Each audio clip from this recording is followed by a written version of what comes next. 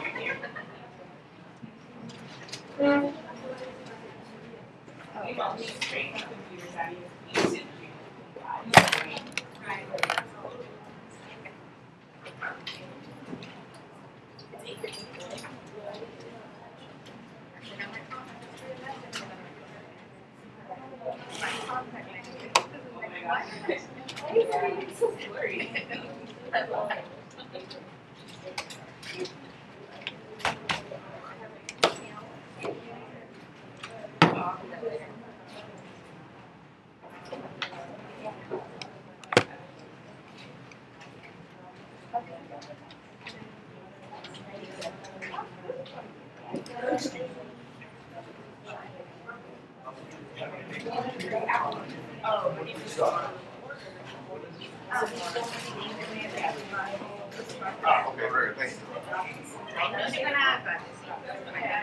I can't remember from one week to another.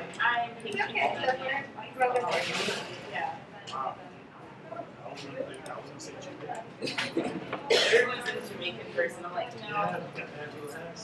I'm thinking, I have an accent. That's what everyone says, and I would say the same thing, like, oh, you know, my name is so unique, but I actually met someone whose name was Zamora.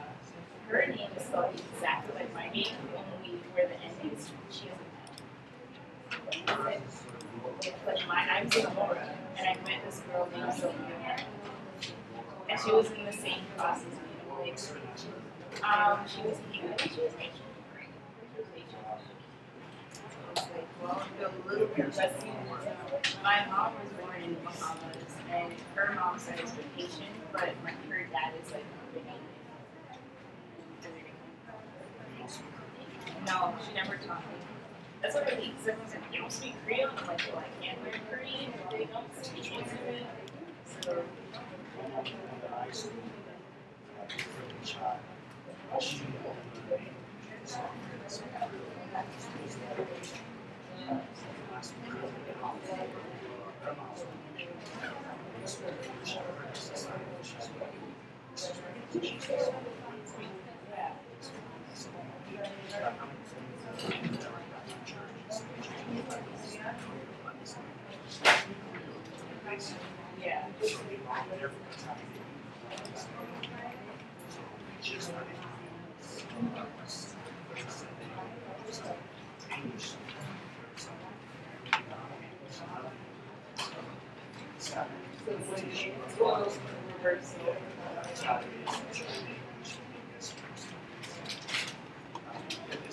Yeah.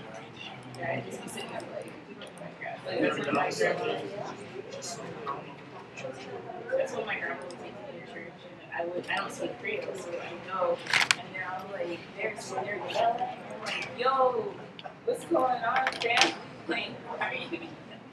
Like, first he'll just, I guess he'll do the formal stuff, he just speak it all over, and I'll be like, okay, so he's doing like, this is what we did last week, or something like that, and tell me what I did, and I'm like, you just got like, yeah. Because I remember I tried to learn French in school when I was little. My mom was like, you can do French. Many phones. Yeah. So I'm like, okay, I learned French and Spanish. And I noticed I learned a lot of words because I used to speak Spanish before I stopped taking it to a completely different way. But I used to speak Spanish really well, like I don't know. Yeah, from middle school. I was like, yeah, I was learning Spanish in like middle school, and I was like top of my class. I was speaking Spanish everywhere, man. I was so good. And then I didn't know because after that I went to high school and that's not even close. So yeah, that's so right. All right, guys. 1 minute till we start. So let's get ready for a quiz, please. Yeah. Piece of paper, pencil, pen, eraser, all that jazz. Put your phones away. Is French a second language? No, I don't speak fluent French. No, I'm from English Canada. Quebec is like 4 hours north of where I live. Where I live in Canada, like an hour from my house, people speak a dialect of English and French called, we call it Fringlish, but there's a name for it. So Acadian French is what we used to call it too. So they would say stuff like, je veux go to the store, acheter la clothes, stuff like that. Yeah. I feel you on that one. You start putting random words together and you're just like... When people would learn how to speak French, like my father was trying to learn how to speak French, and the girl who's teaching him, he'll forget like how to say a certain word in French, and he'll be like, how do you say that in French? And she'll be like, just say it in English, everybody does. So it's just because the two cultures meet right there, where I'm from, so they speak both languages. I remember when I was in Japanese, I was taking Spanish for the 2 years before, right? So then he would ask us, all right, guys, get ready. As always, you can work with a friend, but I would try to figure it out on my own first, and then talk to a friend to see if you have the same answer. If not, maybe talk together to see who might be right, who might be wrong. How's that sound? I know, right? Fairest guy in the world. There you go. There you have it. Make sure your name's on it, please.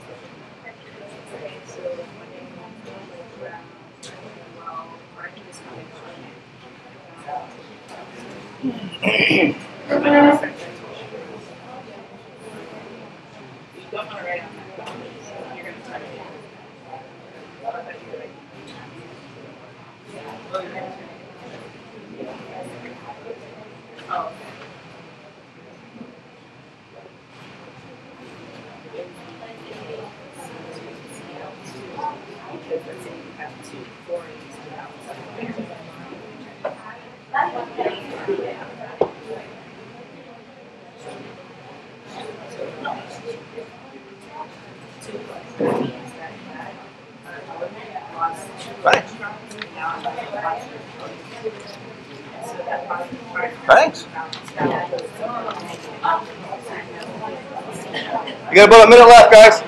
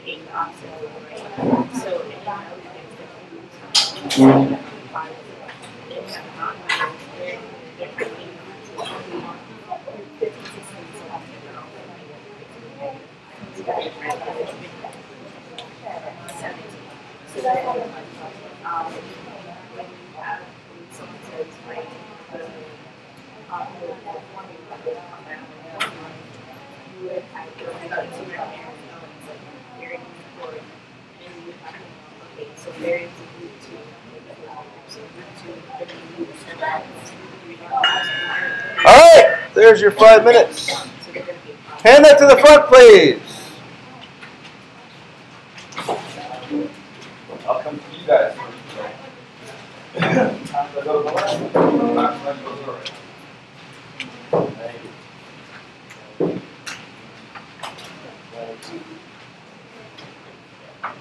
Keep handing it to the left. Don't move it.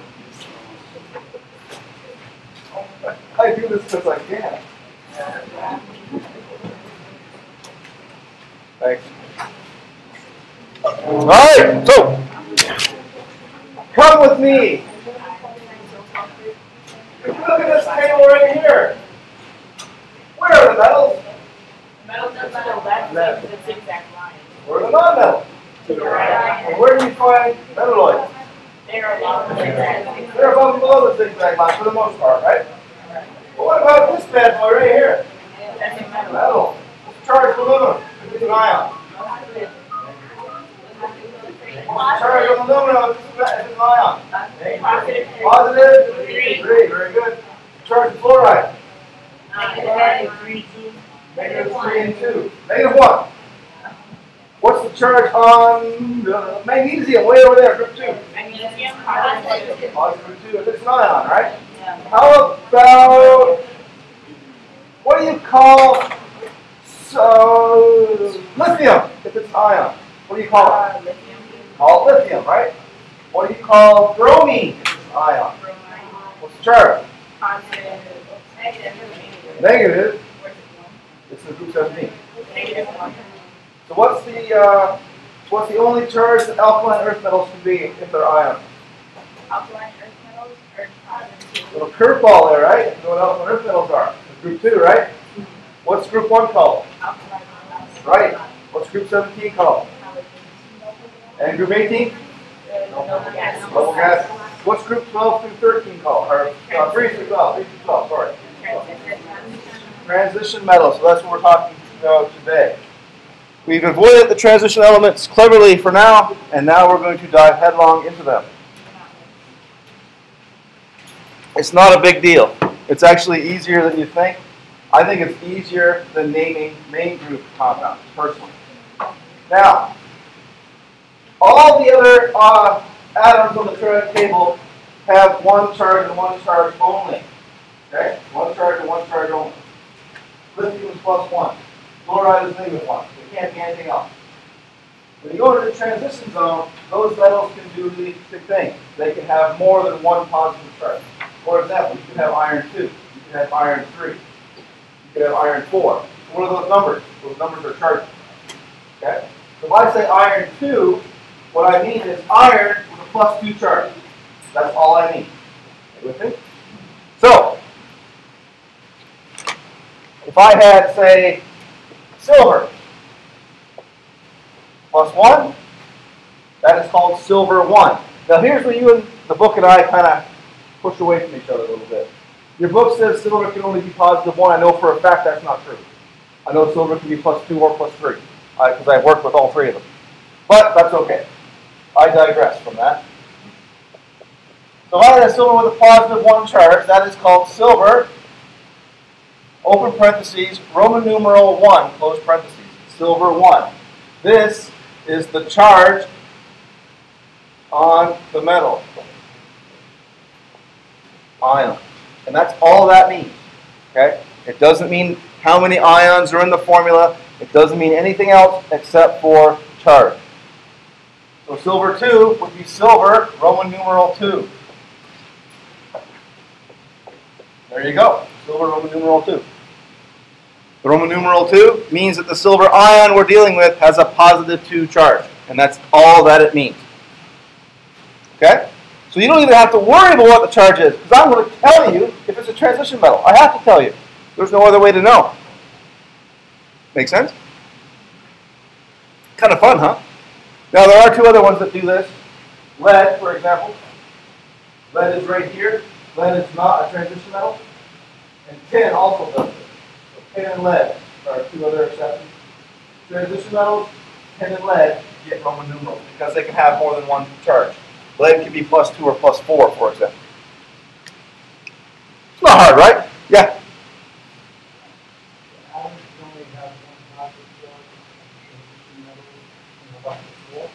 Depends on the metal, but they can have more than one. Right? There's some of them in the transition zone that don't have more than one. But you got to memorize those, and I'm not going to make you memorize them because it doesn't matter to me. What matters is that you know the numerals. You get what I'm saying? So, like what they call main group elements, groups 1, 2, 13 through 18, they can only be one charge if they're an ion, either -1, +2, whatever.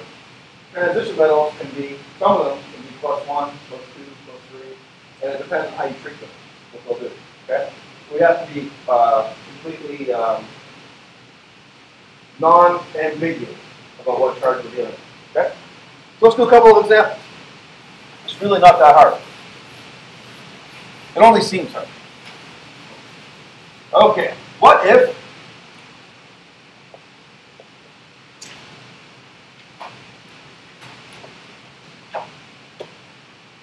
AuO and Au2O. Au is gold, my favorite element.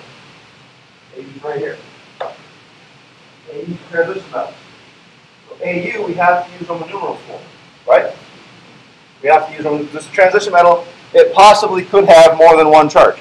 It could be +1, +2, +3, positive whatever. Now, if you're going to buy one of these compounds, you got to make sure you buy the right one.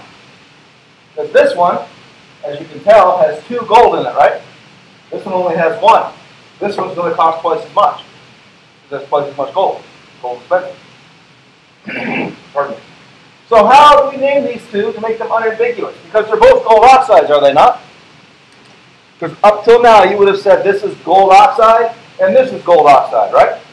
Up till now, that's what you would have said. Is that correct? All right, so let's write that down. Gold oxide. And this is also gold oxide. Excuse me. Sorry. Excuse me. Okay, now, we don't know the charge of the gold, do we? You can't look at the periodic table and go, oh, it's gold, it's +5. You can't do that. You have to figure out the charge like this. If we take this one and only this one, the top one, how many gold ions do we have? 1. How many oxygen ions do we have? 1. Okay. What's the charge on oxide? -2.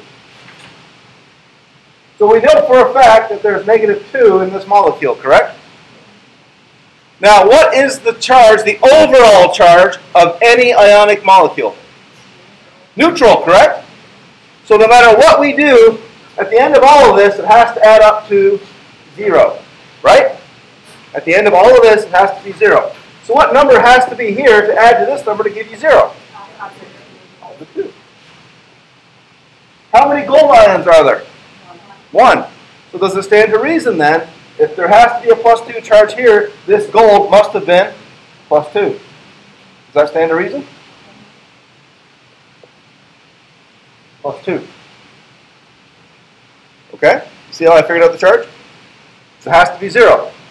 I knew there was a -2, so this gold is only one of them.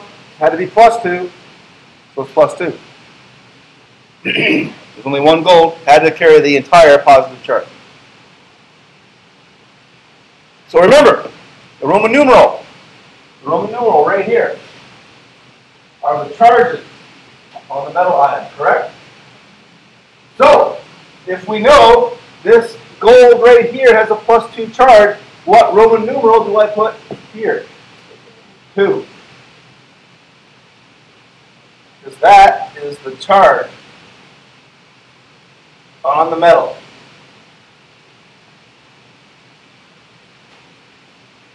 2, 2. Because the Roman numeral is, and what does it mean? The charge on the metal. Let's say it together. The Roman numeral. 2. No, say it with me. The Roman numeral. 2. The Roman numeral. The Roman numeral. Equals. Equals. The charge. The charge. On the metal. On the metal. Nothing else. Nothing else. Good. There you go. That's the spirit. Okay. So that's gold 2 oxide. This 2 is the charge. The 2 is the charge. It is not how many ions there are. That's where everyone gets confused. All right, let's do the next one. We're going to do it the same way.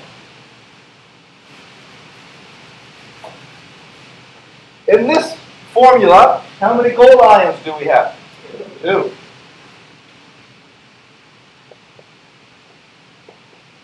How many oxygen or oxide ions do we have? What's the charge of oxide? Very good. So what's the total negative charge? So what does the total positive charge have to be? That's going to give us a total of 0, correct? That's good.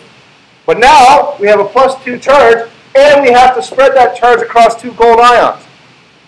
So what's the charge of each individual ion if the total charge is 2? +1. So this is not gold 2, this is gold 1. Because that is the charge.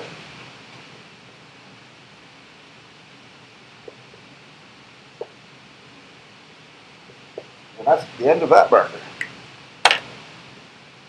Okay? So the Roman numeral is the charge. It is not how many ions there are in the formula.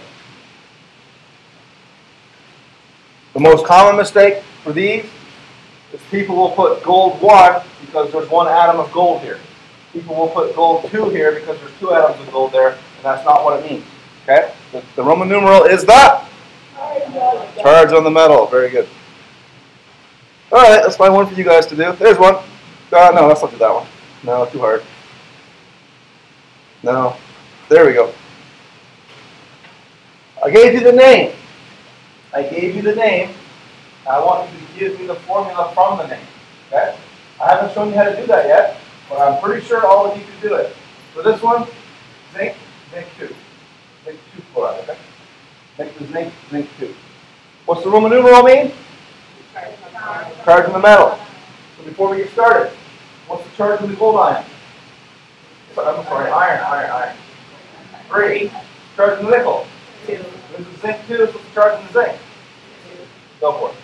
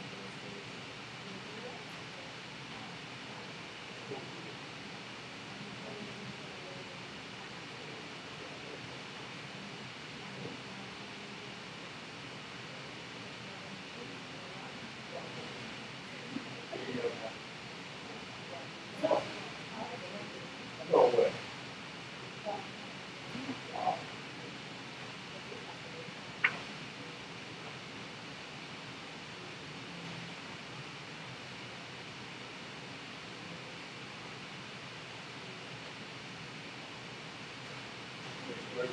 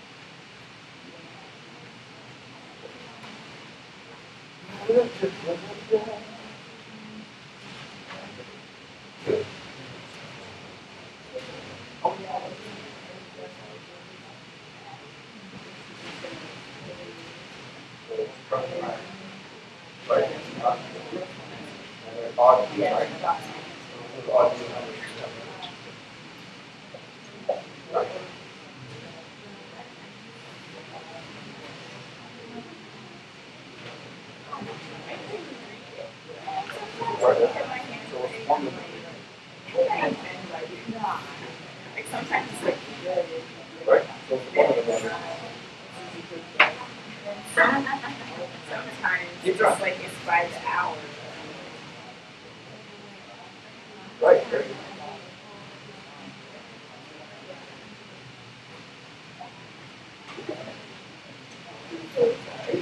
All right, guys.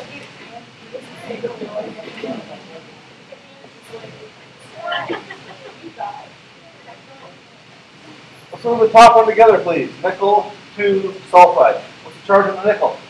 2. Charge on the sulfide. So if we do the little diagram, +2, -2 for overall charge of 0, right? We need 1 nickel and 1 sulfide, so the formula would be Ni1S1. Right? Pretty easy, right? If not, we'll get the hang of it. All right, B, zinc chloride. What's the charge on the zinc if it's zinc 2? 2. Charge of chloride?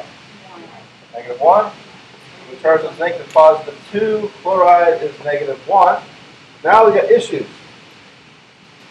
Out of balance, right? So what do we got to do to make it in balance? Add chloride. Now the overall charge is 0. So how many zinc do we have? 1. How many chloride do we have? There you go. How's that so far? Pretty good? Remember we did all this last week? So now we're using transition metal? Okay, last one. Iron 3. What's the charge of the iron?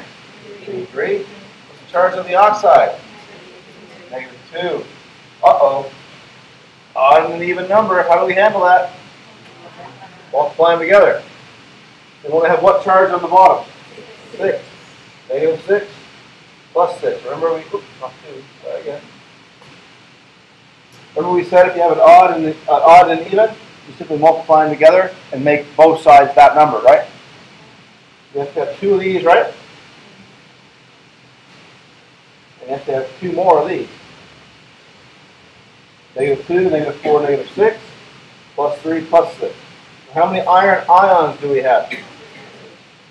How many oxygen oxide ions do we have? That was by far the hardest one. But don't fret. And remember, every time you see it, an odd and an even, just multiply them together and make both of them that number. We're going to see this from time to time. It doesn't happen very often, but it happens from time to time. Okay? Not so bad, right? I'll give you one more example, and then we'll move on to polyatomic.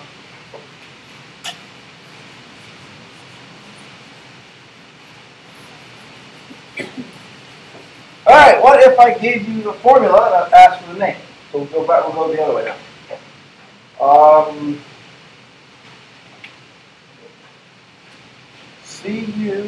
Cu2O. What's the name of that? And while you're at it, do this one. CUS.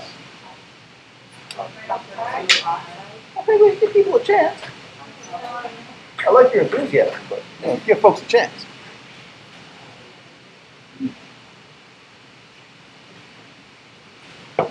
Cu is copper if you don't know. Remember on the exam, I'll give you a periodic table with the name on, right? If you're going to do a shot there, you can do it. You have to do it.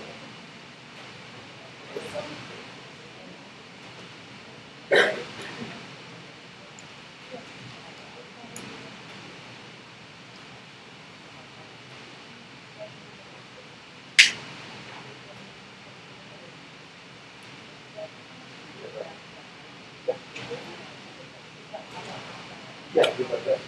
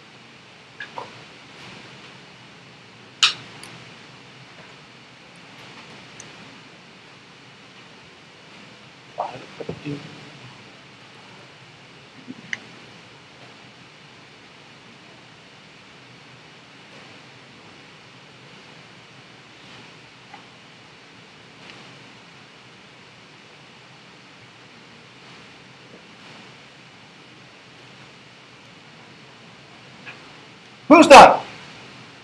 All right, I'll give you one more minute for Rusty to finish up. Good job, everybody.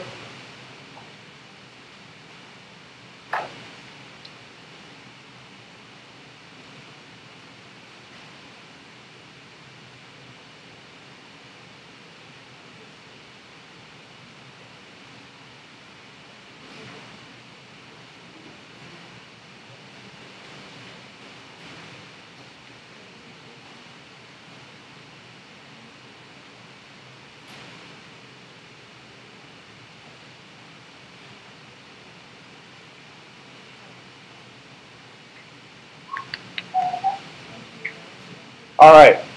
By show of hands. Isn't chemistry fun? Yes. Try that one more time. By show of hands. Isn't chemistry fun? Yes. Wow, less people raise their hands. All right, how many copper are there in that formula? 2. How many oxides? 1. What's the charge on copper? 1. How do you know that? Return to the negative. Right! You have to know the negative first, right? You can't do the positive first. Is that right? Yeah. I couldn't. I have to know how many negatives there are, right? How many negatives are there? 1. How many total negatives are there? Negative 2, right? So if there's negative 2, how many positives must there be? 2. And if there's 2 copper ions, what's the charge of each one to add up to 2? 1. 1, very good. So this is not copper 2, it's copper 1. How many knows copper 1? Charge, right? A lot of folks are going to put copper 2 oxide for this because there's 2 copper ions. That's not how it works, right? The Roman numeral is the charge on the metal ion.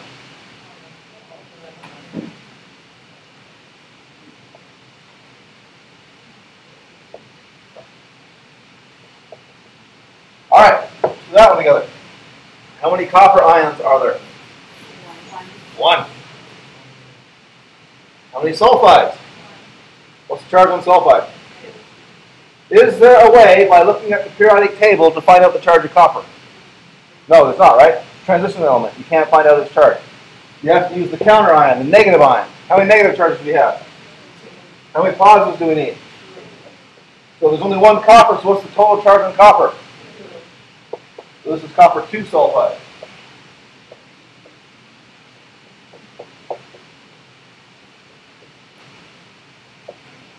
That's the charge on the metal cation, right? The Roman numeral is the charge. It's always going to be the charge, okay? Pretty cool, huh?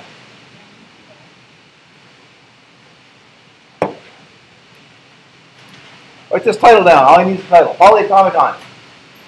Polyatomic ion. Let's break the word down. What does the prefix poly indicate? Many. What does the last word in that phrase, ion, mean? Charge. Charged particle, right? What's atomic mean? Atom. Made with atoms, right? So polyatomic means many atoms. Ions means charges, charged particles. So polyatomic means many atoms make a charged particle. In other words, you're going to have a group of atoms together that give you a charge.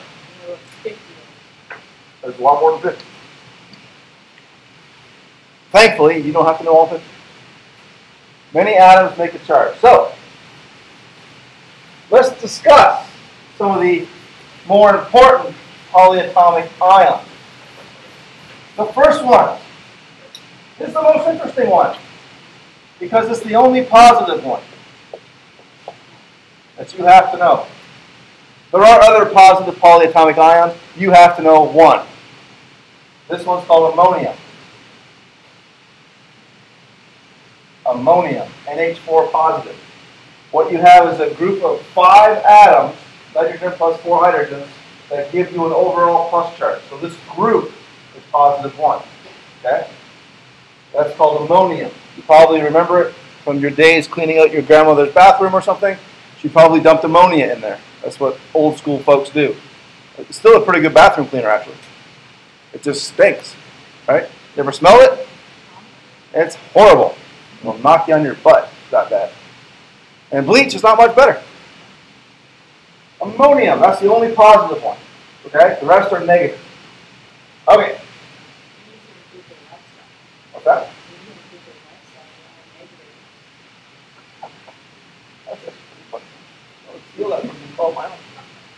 Next one, OH. -1. So an oxygen and a hydrogen have bonded together and they give you an overall -1 charge. It's called hydroxide. Hydroxide is extremely common. I don't want to say it's everywhere, but it's really common. Maybe in your home you have some liquid plumber. You know liquid plumber, ever use it? Liquid plumber is made of hydroxides. I think there's 3 different kinds of hydroxides in there. So it's very, very common. Hydroxide. It's used a lot as a cleaner too, industrial cleaner. Can be dangerous. Oh, who's next? Hydroxide. Whatever. Nitrate.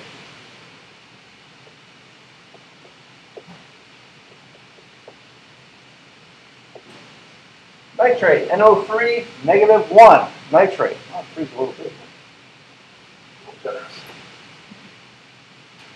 NO3 -1. Nitrate. Used in a lot of times in fertilizer. You'll see it if you read a bag of fertilizer. It'll tell you the concentration of nitrates in the fertilizer. We're talking about that, nitrate. So we've got ammonium, hydroxide, nitrate. How about sulfate?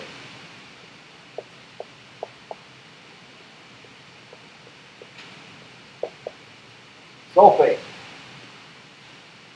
SO4 -2, another very common polyatomic ion. It's around quite a bit in our society. Can't think right offhand what you guys would be familiar with. Laundry detergent, I suppose. Huh? Are they really?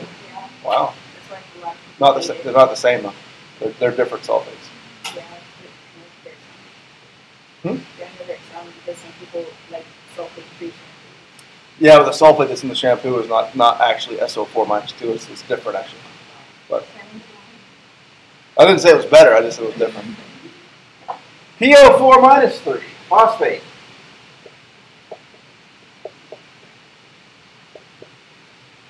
Phosphate, that's also very common. You'll find that in shampoos too, and soap. That's a different kind of phosphate though. You'll also find it in Coca-Cola, Sprite, Pepsi. It's in all of them. We're getting there. Probably next. There you go. I know, right? Only just brushed the surface.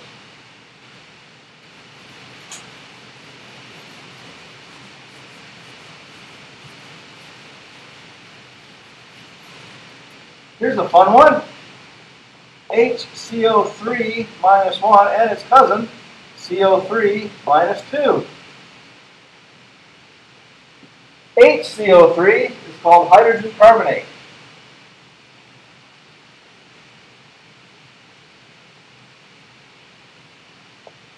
AKA bicarbonate. AKA baking soda.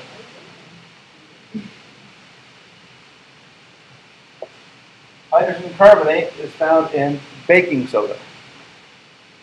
You've probably heard it called sodium bicarbonate. Your grandmother might have called it bicarbonate of soda. Same thing. Neat, huh?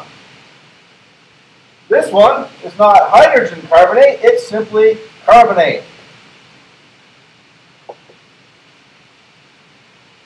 Hydrogen carbonate has the hydrogen with it. Carbonate does not. CO3 -2. Carbonated water has carbon dioxide dissolved in it, I believe. But you'll get similar things in it if you do all the chemistry out.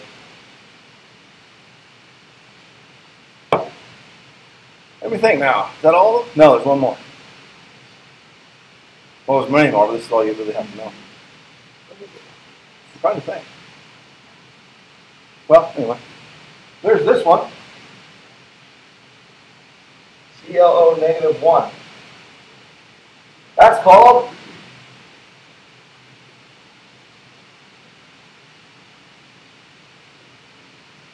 hypochlorite. What is that, you might ask? Where do I find that in my home? In the laundry section. It's bleach.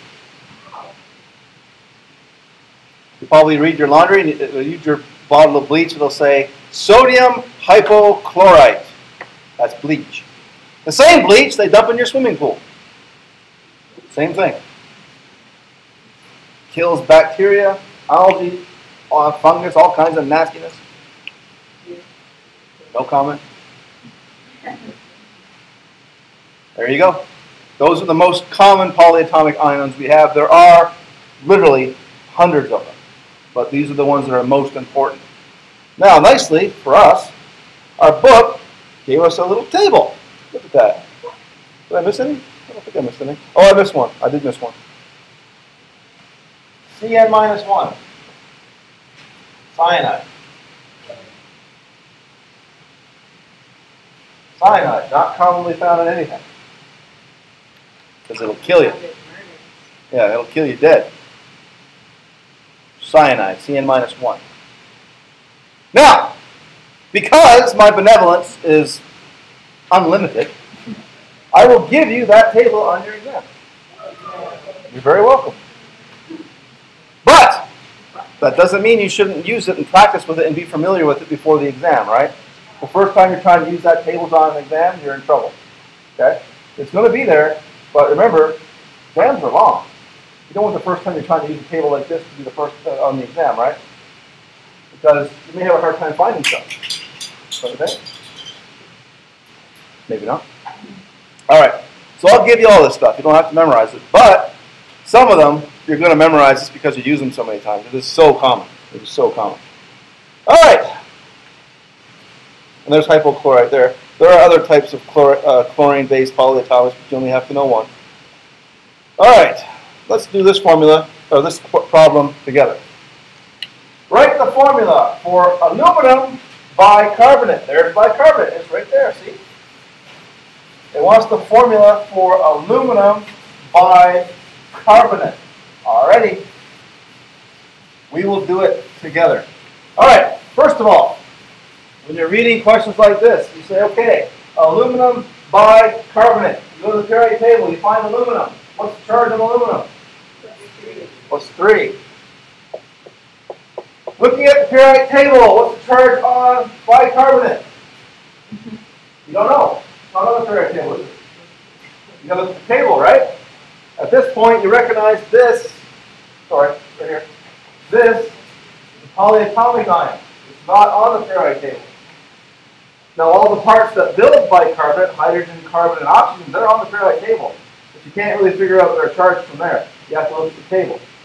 Luckily for you, right here, this is bicarbonate, HCO3 -1. So I know that bicarbonate has this formula because it's on the table. And now the question becomes exactly the same as all the other ones we've done. How many negatives do we have so far? -1. What's my total positive? So we have a mismatch, right? How do we make the how do we balance the charges so the formula is neutral? Add 2 more of these, right?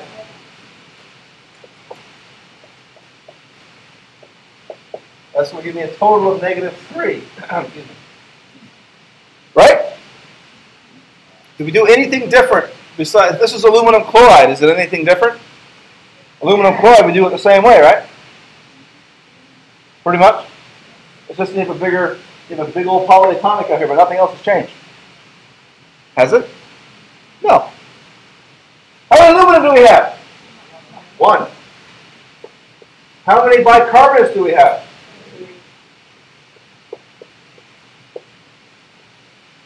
Doesn't that look funny? Doesn't that look strange?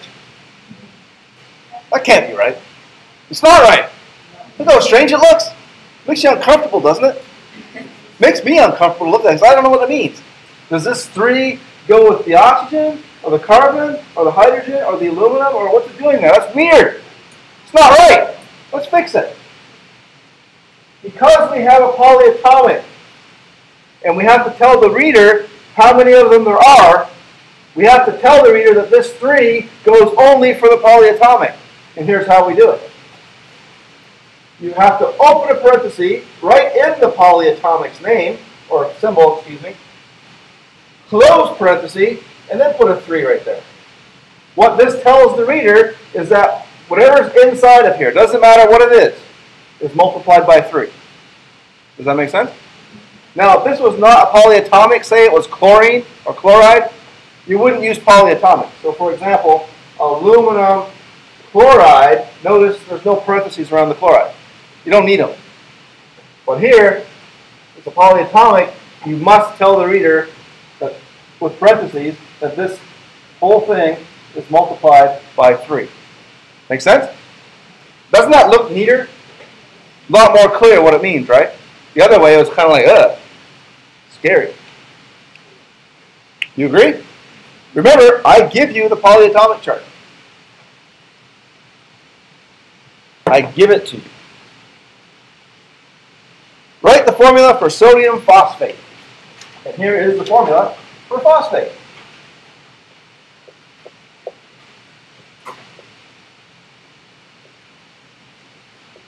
There you go. There's the formula for phosphate.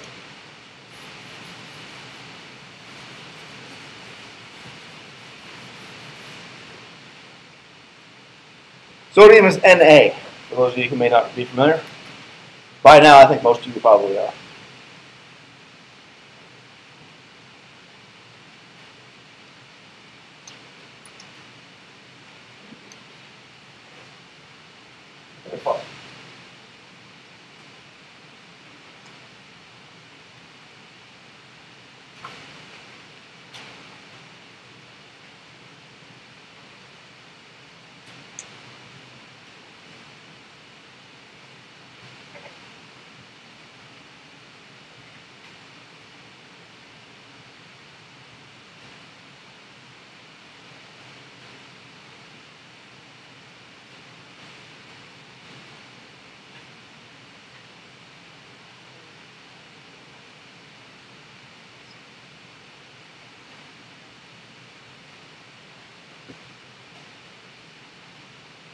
Now, I sincerely hope that you're all seeing that all these questions are the same.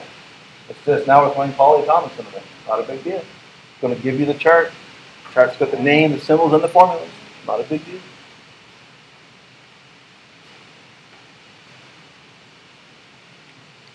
Who's done? Great, another minute.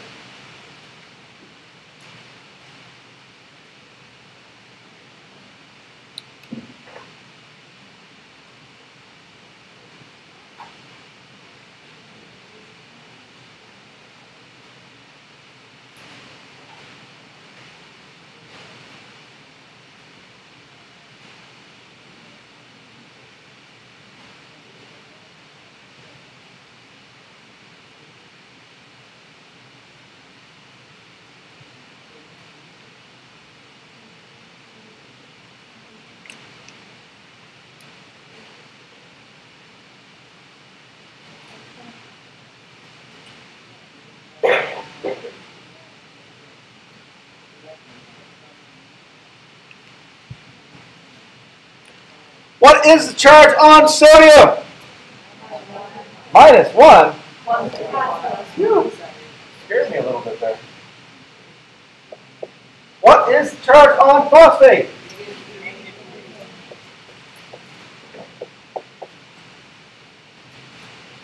Uh-oh. +1, -3. Goodness gracious. What do we got to do? Add 2 positives. With authority, you said that. Once we do that, we have +3 on here, don't we? What's the total formula? Yell it out.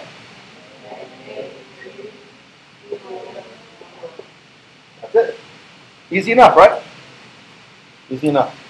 All right, I'm going to move on. There are some learning or study checks here you could do on your own. I would recommend you do them on your own. The answers are there. There's some more. Do them on your own. All these study checks I'm jumping over, please just do them on your own. The answers are right there online. I just don't want to get bogged down in naming polyatomics. Go ahead. No, because there's only one of them. If there was more than one, you put parentheses around it. Okay? Good question. Molecular compounds, quote unquote, sharing electrons.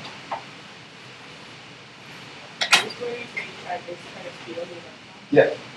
I always say they try to steal.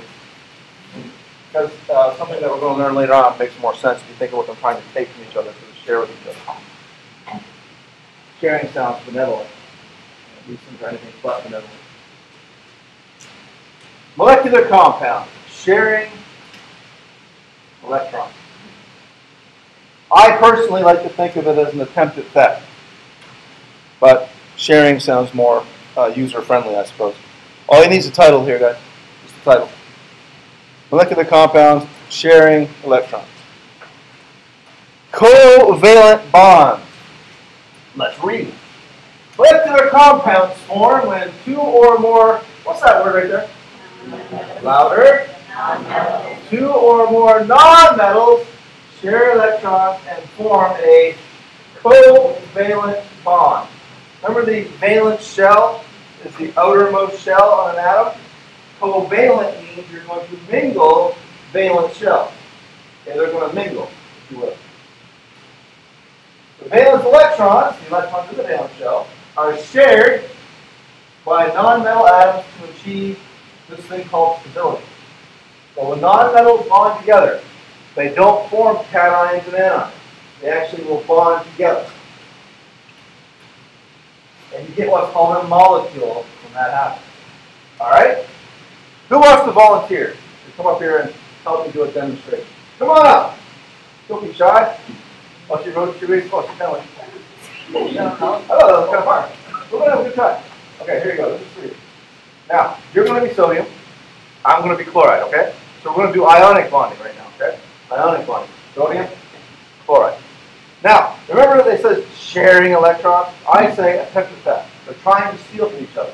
Now you're sodium, you got one valence electron, and you're like, man, still lose that one, I'll be like neon, my first will think I'm cool. And I'm like, I'm chlorine, and I'm like, man, I'm going to get that one more electron from that little jerk argon, he keeps putting me down, so I don't have enough electrons. So I'm on the hunt to steal electrons, right? You're on the hunt to get rid of an electron. But you're not just going to give it to me. I have to take it from you. I have to go by and go, hey, how's it going? We literally collide. Bang. And I go, don't mind if I do. And you're like, okay. All right, fun. Tell me this isn't fun. Now what happens at that point? She becomes positive, I become negative, and we are attracted to each other. There's a strong attraction between us. Now, we're not connected. We're attracted. She's attracted to me, I'm attracted to her, we're side by side. This is salt in the solid form. Are you with me? Now, you dissolve this in water, the salt dissolves in water, right? Away we go. I can go over here. I can be floating around over here. You can wander over there. We don't even care what each other are doing at this point. Don't wander too far. All right? That's the salt. That's ionic compounds. They are when they're in the solid form, they must be together, side by side. Okay? And when they're dissolved in solvent, water, usually, we just float away. Okay? No physical connection. Now, go back. Start again. Let's say we're both nonmetals now. Let's say I'm chlorine and you're chlorine. We're both chlorine. We're both good at stealing electrons. I'm as good as her. She's as good as me. We both have to have one more electron. And I find it right there. She finds hers right here. So we're going to mix our electrons. And we're going to try to steal from each other. We're going to try to steal each other's electrons. Hold. Look over there. Right? We can't. We can't steal each other's electrons. Why? Because we're equally good at it. This is a covalent bond. This is a physical connection. So I go over here, she's got to come with me. If she decides we're going that way, away we go. Because that's a physical connection. Right? Dissolve this in water, dissolve this in some solvent that we don't react with, we're together. Okay? Make sense? Covalent, physical connection. Sharing electrons. Actually, she's trying to steal from me, she's still pulling. I'm trying to steal from her, I'm still pulling. Okay, I'll walk those electrons. Okay? But I can't take them, she can't take them. We're covalently bonded together. Make sense? Very good. Thank you very much. Okay? That's a covalent bond. You have to mingle your electrons. Now, let's think about why. Let's talk about hydrogen. Okay, hydrogen has how many valence electrons? 1. In group 1, it has 1 valence electron. So hydrogen needs to have 2, right? It wants to have the same electrons as helium. Helium is the nearest noble gas, right? So hydrogen's over there. Helium's right here. Helium's got 2. It has a filled valence shell. Remember, it's 288, right? So hydrogen has to steal one from somewhere. Okay? What if hydrogen's only choice is another hydrogen? Now hydrogen's a nonmetal, correct? Nonmetals make covalent bonds. So hydrogen sees hydrogen. Blue hydrogen sees brown hydrogen. Brown hydrogen and blue hydrogen collide. Bam! Blue says, hey, hey, I like your electron. Brown says, oh, oh, oh, electron. They try to steal from each other. They do a very, very good job at attempting to steal from one another. And when they do that,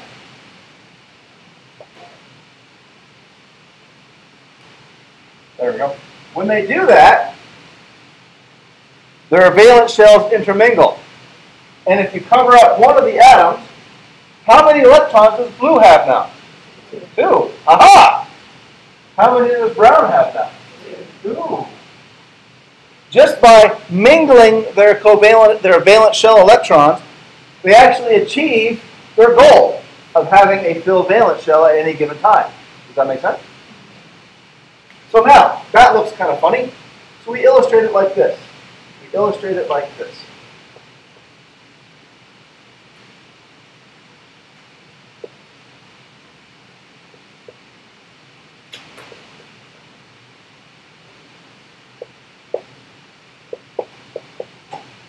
Well, that line between the two atoms represents what's called a single bond. And inside that single bond, you always count 2 and 2 only electrons.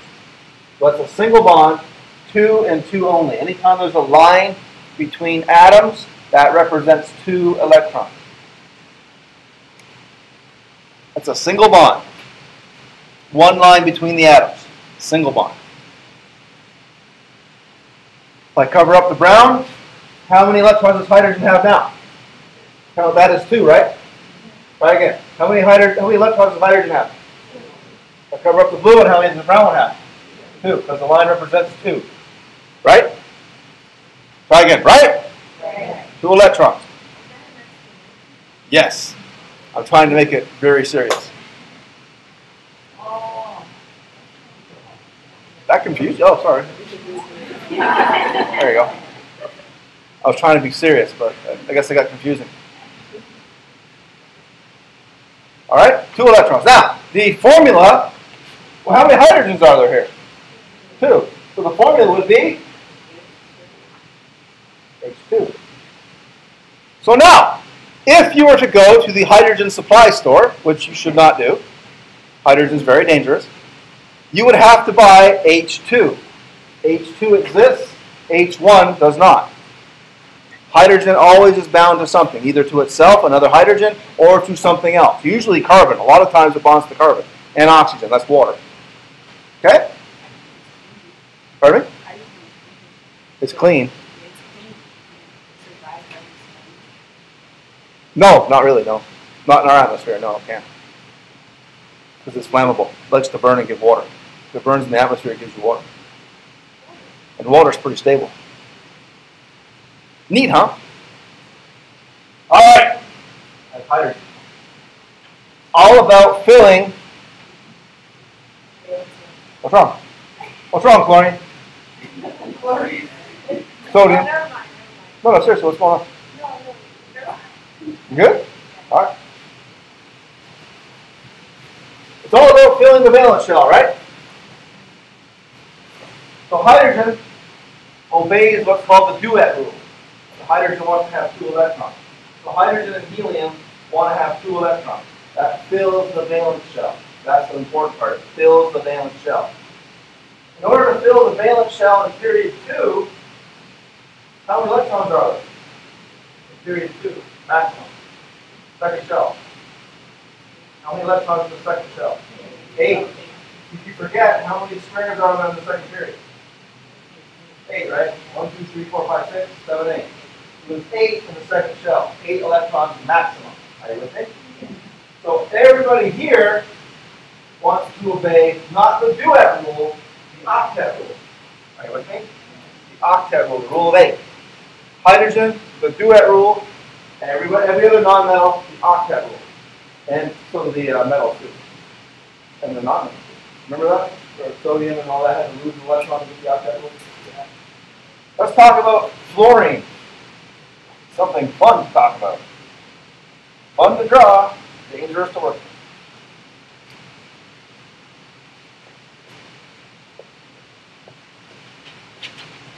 There you go. Blue and brown fluorines now. How many electrons does the blue fluorine have? How many, sorry, valence electrons, I should be more specific. Valence electrons. How many valence electrons does the brown one have? So they don't have 8, do they? They want 8 though, don't they? So they're jealous of each other. One will grab the others, and a fight will ensue. So they'll collide. Slam. The blue fluorine wants the brown fluorine's electron, and vice versa. So they end up just like hydrogen. So they have to mix their electrons.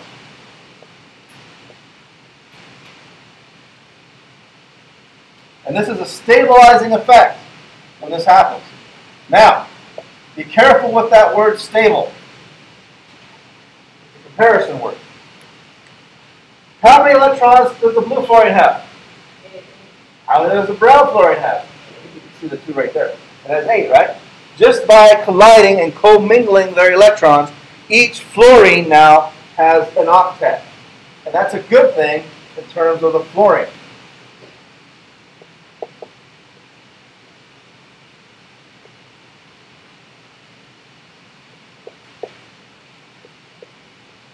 All right, there we go. So that is a single bond, right? How many electrons? 2. So cover up the brown guy. 2, 4, 6, and 8. Cover up the blue. There you go, thank you. 2, 4, 6, 8. I got lost in who I was covering up. Notice, they each have an octet. So they're more stable that way. Now stable, like I said, is a comparison term. More stable than what? This F2, this molecular compound, is more stable than an F by itself. That's what it means. Because I don't know anyone who's familiar with chemistry that would say fluorine is that safe to work with. It's not that stable. It's actually really reactive. But this is much more stable than that. Okay? That's what we're talking about. So this is F2. So if you ever want to buy fluorine, you can't buy F1. You must buy F2. It always comes as a diatomic, as a pair. So let me ask you a question then, now that we've seen fluorine. Here's fluorine, group 17, right? Each one of these has 7 valence electrons, right? Each one of them has to have 8, correct? So each one of them, if you find them as their pure element, will bond to themselves one time. Chlorine, bromine, and iodine all exist as what's called diatomic. So, fluorine is F2, chlorine is Cl2, bromine is Br2, iodine is I2. They all exist as diatomics. Okay? Diatomic elements.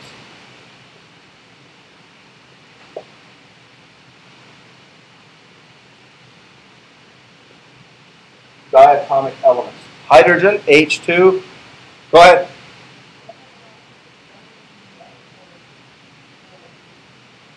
Which one?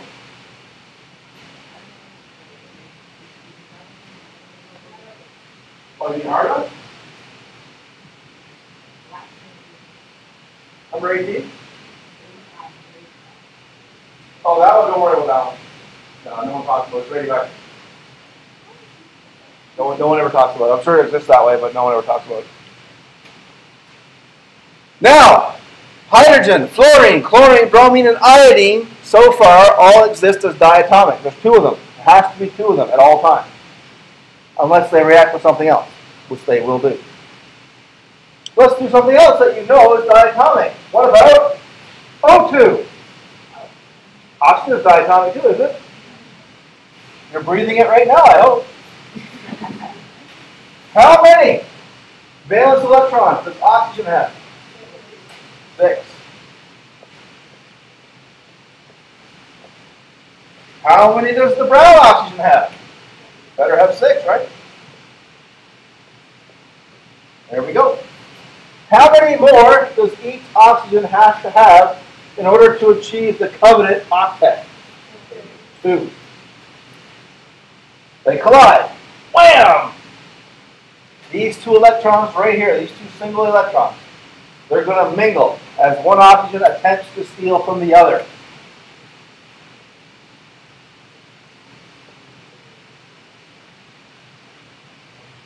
Here we go. Watch the magic.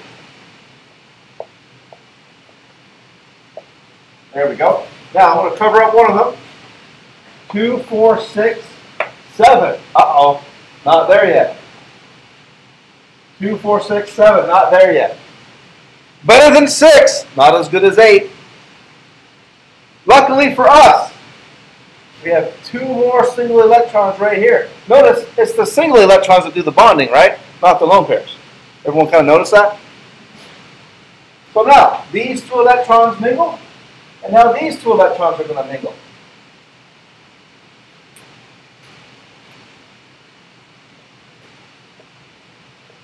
Oops, nope, not yet. Not yet. Get ahead of myself there.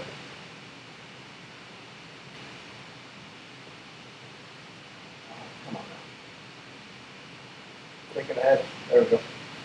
All right, here we go. 2, 4, 6, 8. Ha-ha! Octet. 2, 4, 6, 8. Octet.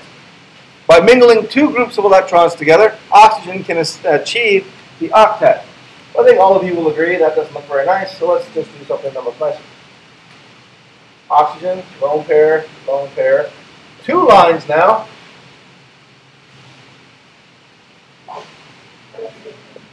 There you go. Now look at this now. told you the single bonds, each line between atoms represents 2 electrons, right? Each line. How many lines are there? 2. If there's 2 lines, how many electrons must there be? 4. 2 here and 2 there. Are you with me? If one line's called a single bond, what's that called? A double bond. We're not very creative.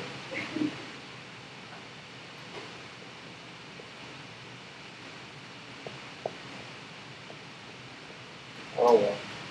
You were a good marker for you guys.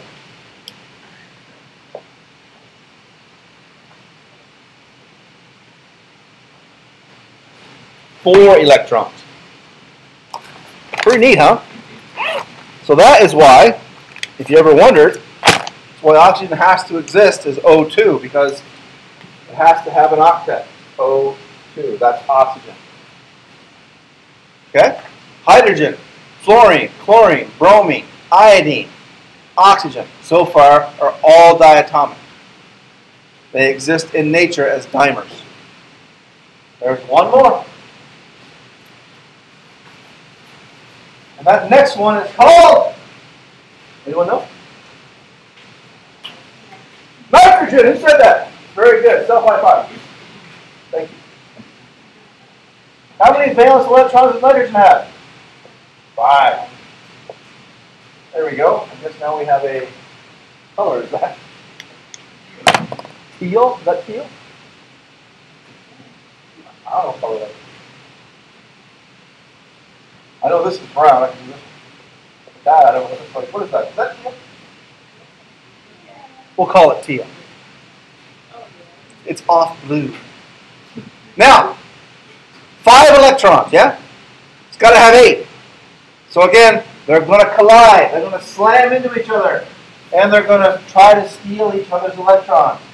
When they do that, you all know what's going to happen. These electrons are going to mingle. These electrons are going to mingle. And these electrons are going to try to mingle with each other. I'm kind of going a little faster through this one because I think you guys are getting the idea. Now, when that occurs, what's funny?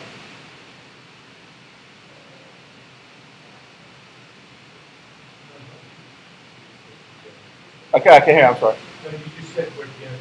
Aren't you? What aren't you getting? I'm just confused how 4 Six. Oh yeah, when they start to bang into each other and they start to mix each other's electrons, they start counting each other's electrons. So you're still talking about oxygen, like this one? Okay. So now, these are the 5 electrons from the nitrogen, from the teal nitrogen, and here are the 5 electrons from the brown nitrogen. Now, again, these are mixing, right? They're all kind of mixing together. So there now, if we count electrons, just count the teal, 2, right? 4, 6, and 8. Is that correct? Try again. Is that correct or no? Yes. If I cover the blue one up, nitrogen on the brown one will have 2, 4, 6, and 8. So now we have a triple bond, 3 lines. Go ahead.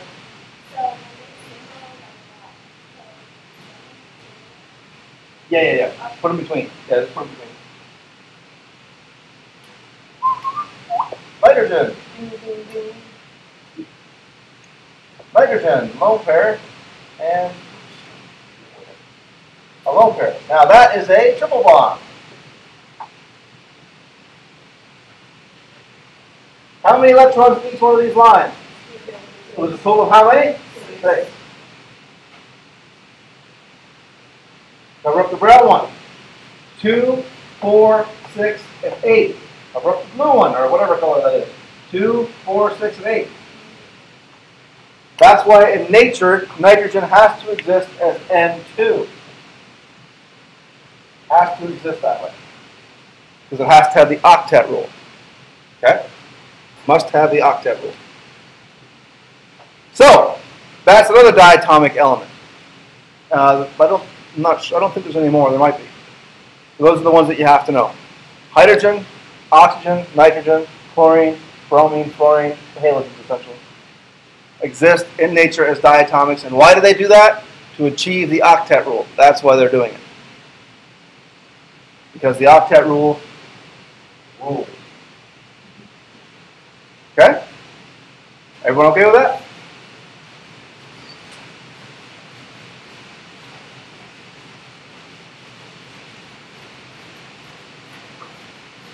Now, interesting, right? I think that's kind of interesting. Not overly useful, but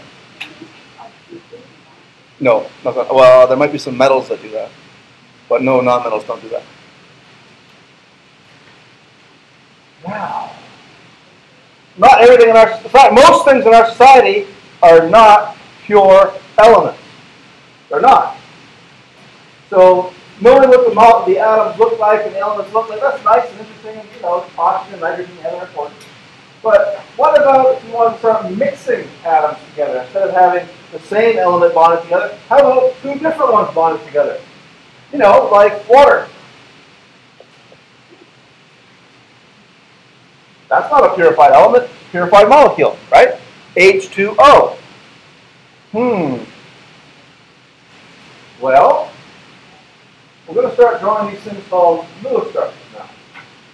Now, a Lewis structure, very simple. It's just how the atoms are put together. That's all it is. And Lewis structure takes full advantage of the octet and, if you will, the duet rule, right? That's all it is. Now, we have two hydrogens, right?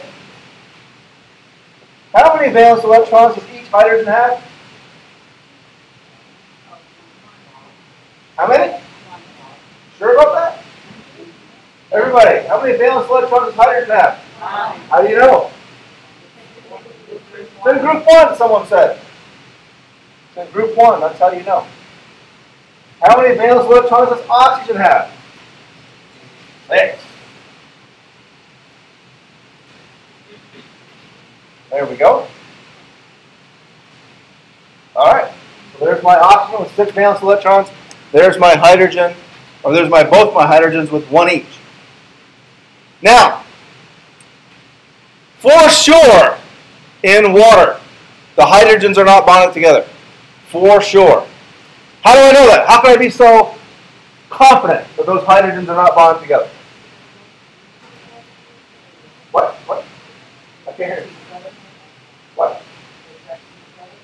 We'll see about that yet. How do I know they're not bonded together? The two hydrogens for sure are not connected to each other. How can I be so confident in that? Everybody's useful there. The oxygen has a bigger bond. Let's say these two things bond together, right? You would say that, right? That's hydrogen bonded together? Does that hydrogen have a duet? Hold it. Does this hydrogen have a duet? As this is drawn, does that hydrogen have a duet? One more time. This H2 right here. If I cover that one up, does that H have a duet? One more time. Oh no. How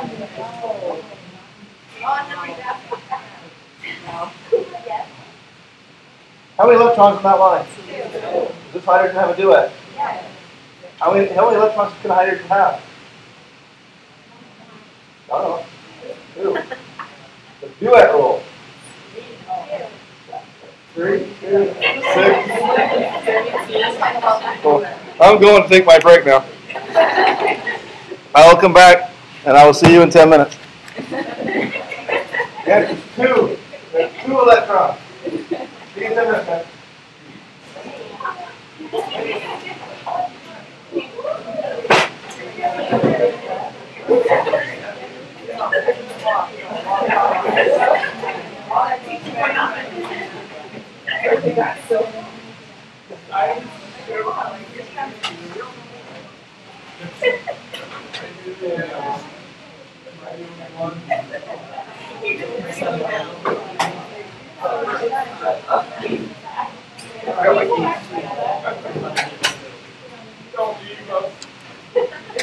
Oh, I'll be back. Oh, wow.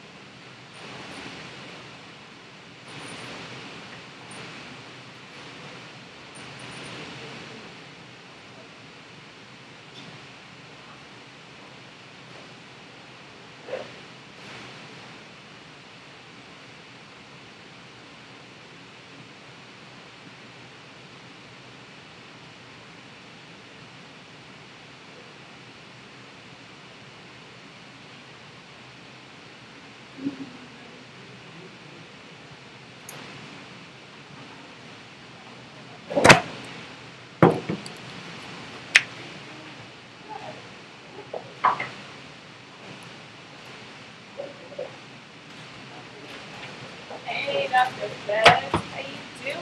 Good, how are you?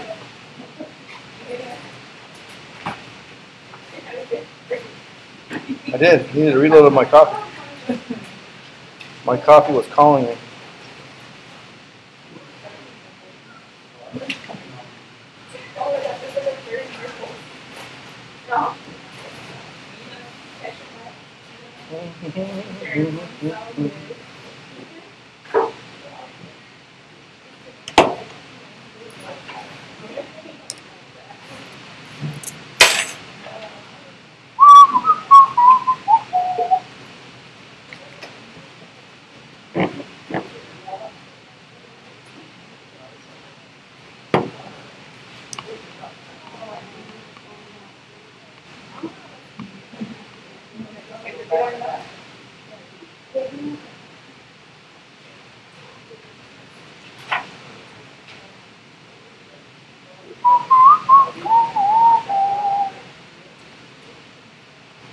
Cool.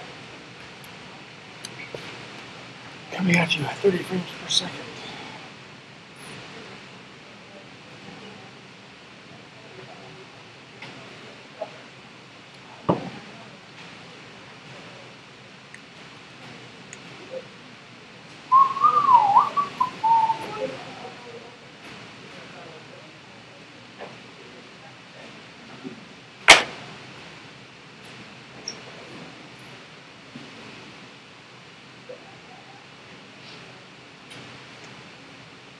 All right, that's 10 minutes.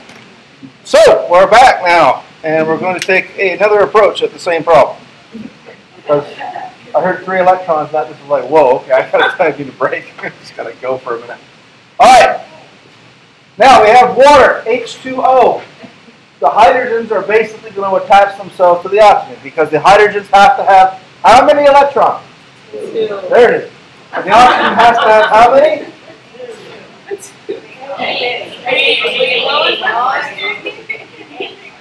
How many does the brown one have to have? 8. How many does the teal ones have to have? 2. All right.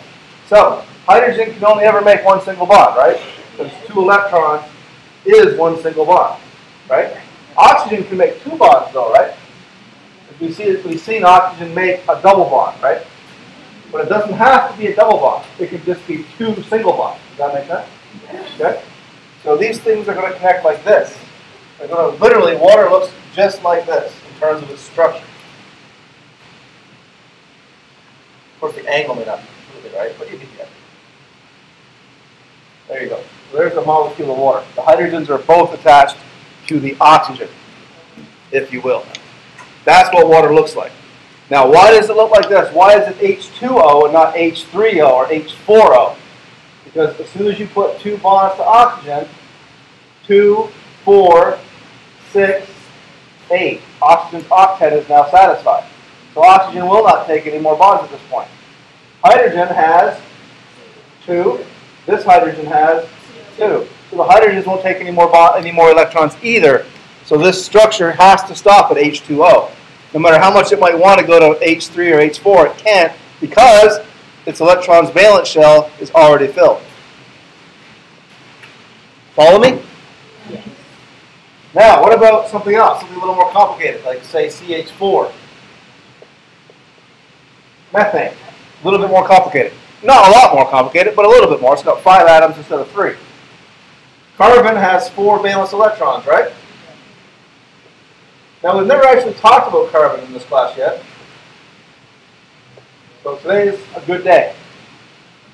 Now, carbon has to have how many electrons? So on what? So on the period 2, right? What noble gas does it want to look like? Neon, right? How many electrons does neon have? Valence electrons. Right. 8. So carbon has to have how many valence electrons? So how many does it have right now? 4. That's bad, right? How many hydrogens are there? 4. How many valence electrons total do they bring? 1 each, right? Times 4 is... So carbon needs 4, and there's 4 available here, right? Does it make sense that these electrons and those electrons will make bonds? I think that kind of makes sense. So carbon will do this kind of thing. Carbon is kind of neat. It can make 4 single bonds. Well, let's say it a different way. Carbon always makes 4 bonds. Whether it's 4 single bonds, 2 double bonds, a triple bond and a single bond. Doesn't matter how it does it, it always makes 4. Always. I know, right? That's why it's so important, because it can make 4. Other atoms can't do that. It makes 4 bonds. And it's all about the octet rule. Okay? Carbon, if we count the electrons, how many are here? 2. How many are here? 2. How many are here? 2. How many are here? 2. How many single bonds are there? 4. 4 times 2 is? 8. Octet rule. Good enough, right? Silicon can do that? Silicon can, but it can also do other things. Silicon's a bigger atom, so it does more. Cool, right? Did all this. Names, there we go. Names and formulas of molecular compounds. This is also easy. Now remember when we learned about naming ionics, right? We talked about sodium chloride. Sodium chloride gave us all the rules. Is that correct? Yeah. So we're going to learn the same way how to name moleculars. Because I know for a fact all of you can name that. What's that called? Perfect. How about this one? Carbon monoxide, right? So this one, let's just write the name now. Carbon di. And this is carbon monoxide.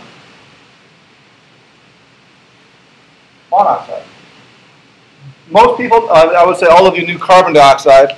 A lot of you probably knew carbon monoxide. So you already know every rule you need to know to name molecular compounds. The rules are all right here. Literally, they're all right here. Rule number 1. Whatever atom's first in the formula is first in the name.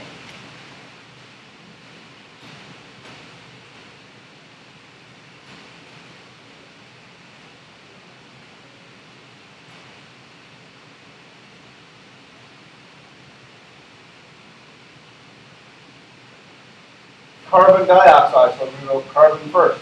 Carbon monoxide, we wrote carbon first. First in the formula, first in the name. Also, rule number 2.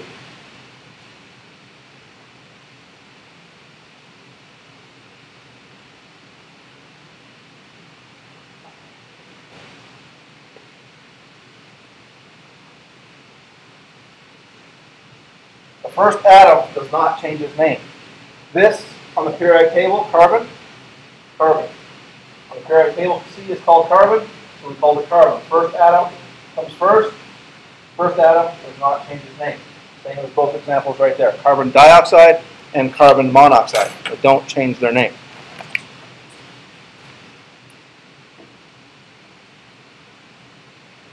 All right.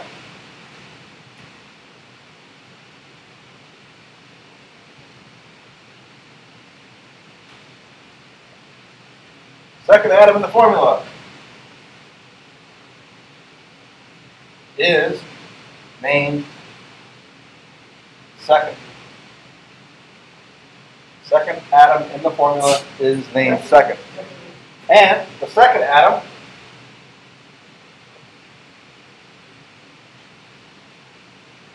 will change names.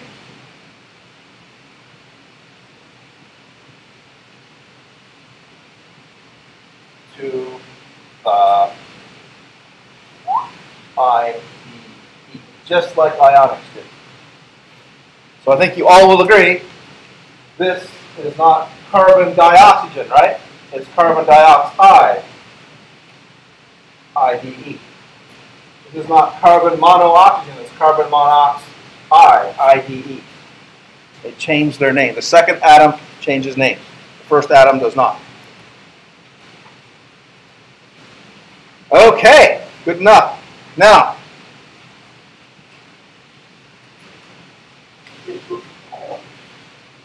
notice in here we use prefixes to tell us how many atoms there are, right? In ionics you don't do that, but in moleculars you have to use prefixes.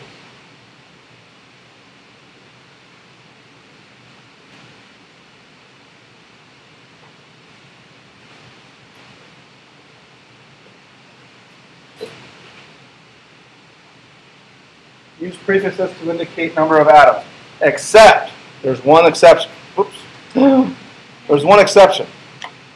The first atom, if it's 1, don't put a mono in front. So this is not monocarbon monoxide, it's carbon monoxide. However, if it had been 2 carbons, another formula, it would have been dicarbon. Okay?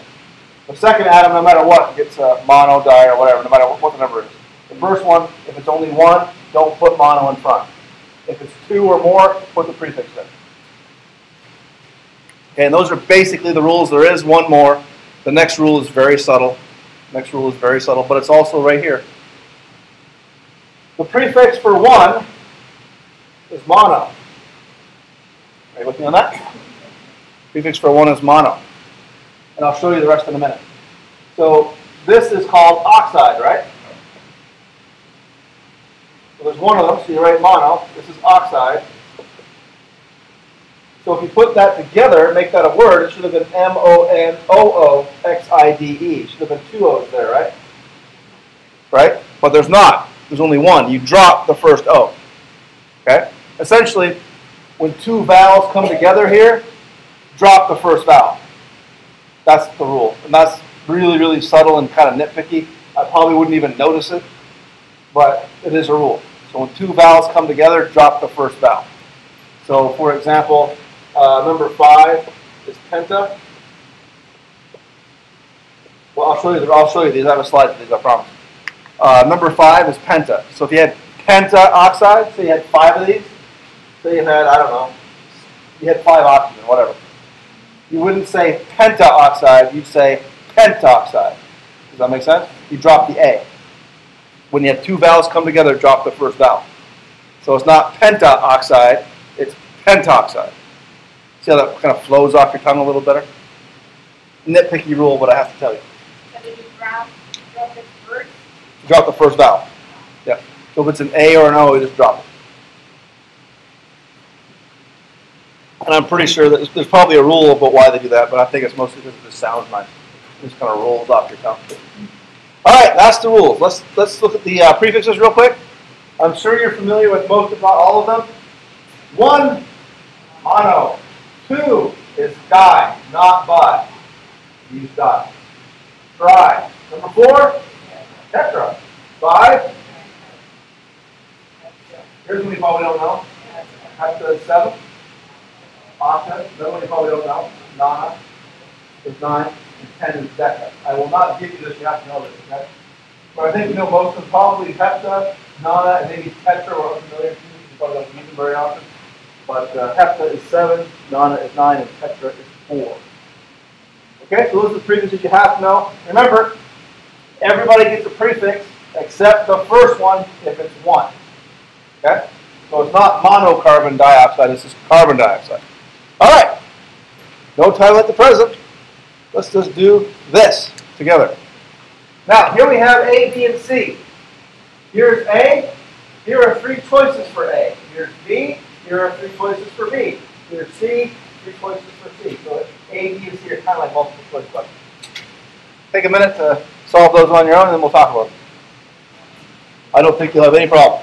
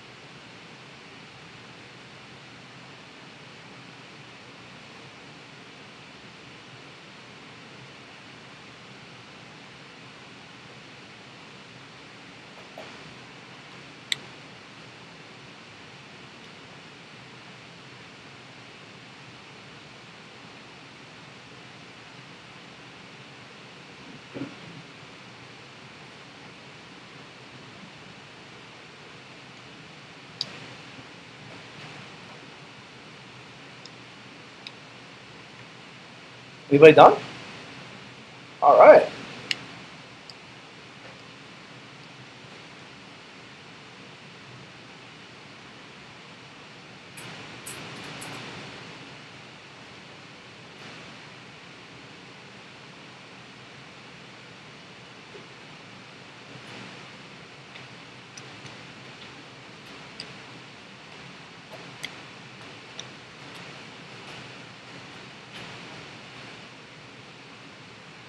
How about now?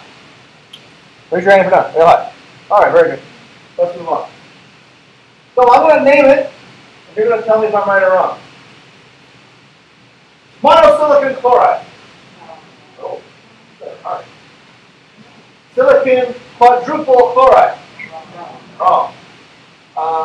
Monosilicon tetrachloride. Silicon chloride. What's right then? There you go. You got it. I'm going to make the wrong answer again. You tell me, well, I'm going to make an answer. Maybe right or wrong, right? Diphosphide pentaoxide. Phosphorus pentoxide. Yes. You're harsh. You're right, it's wrong. What's the correct answer? Not phosphorus pentoxide, because there's two phosphorus, right? You get diphosphate. When it's more than one, the first one has to have a prefix. If it's only one, you just leave it as. So, for example, if this had been just PO5, it would have been phosphorus pentoxide. That doesn't exist, by the way. P2O5 is diphosphorus pentoxide.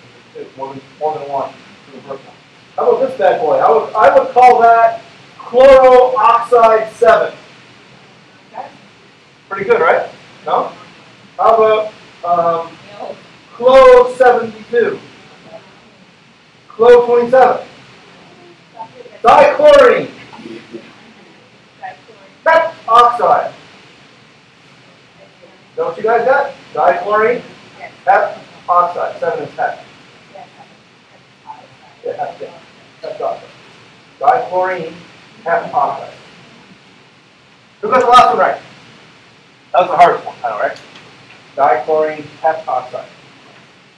Now notice I didn't say heptaoxide, right? I dropped the A off of hepta. Again, that's a very small point. A very small point. You probably won't do it. I don't think anyone's ever done it. Name these. Now there's no multiple choice. You just kind of have to get them. Now you may not know the names of the elements. If you have your book, go ahead and look them up, or maybe ask someone beside you. Remember, on the exam, you get a periodic table with all the names, so that won't be an issue on your exam.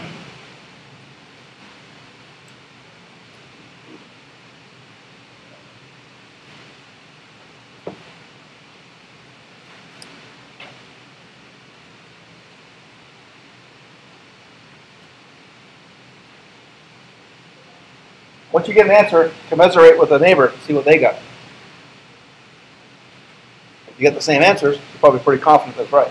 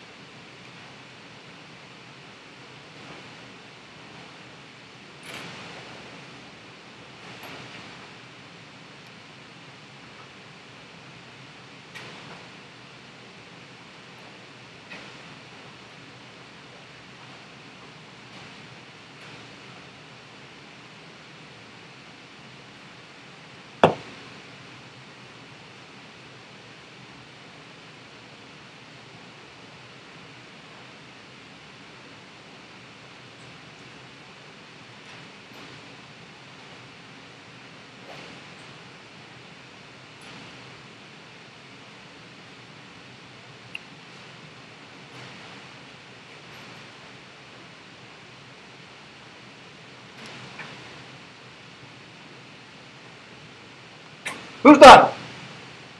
Wow, all right, another 30 seconds.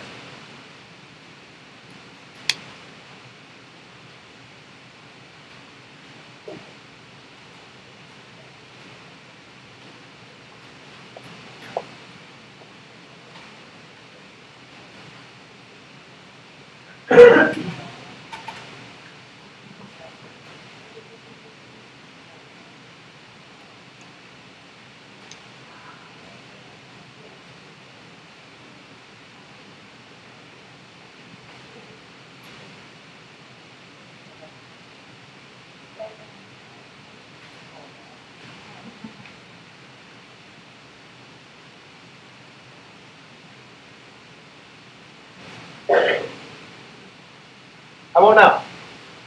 Raise your hand real high if you're not. Good, good, very good, very good. The first one's easy, right? What's the first one?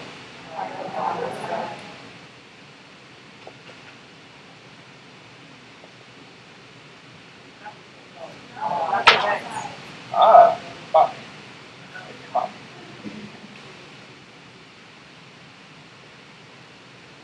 How about B? For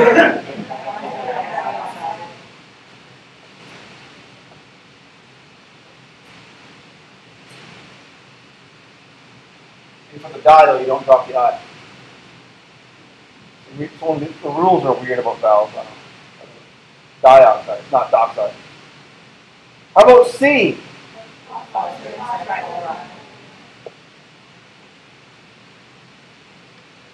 Right?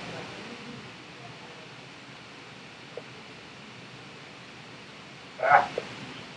Phosphorus tricolor. How about D?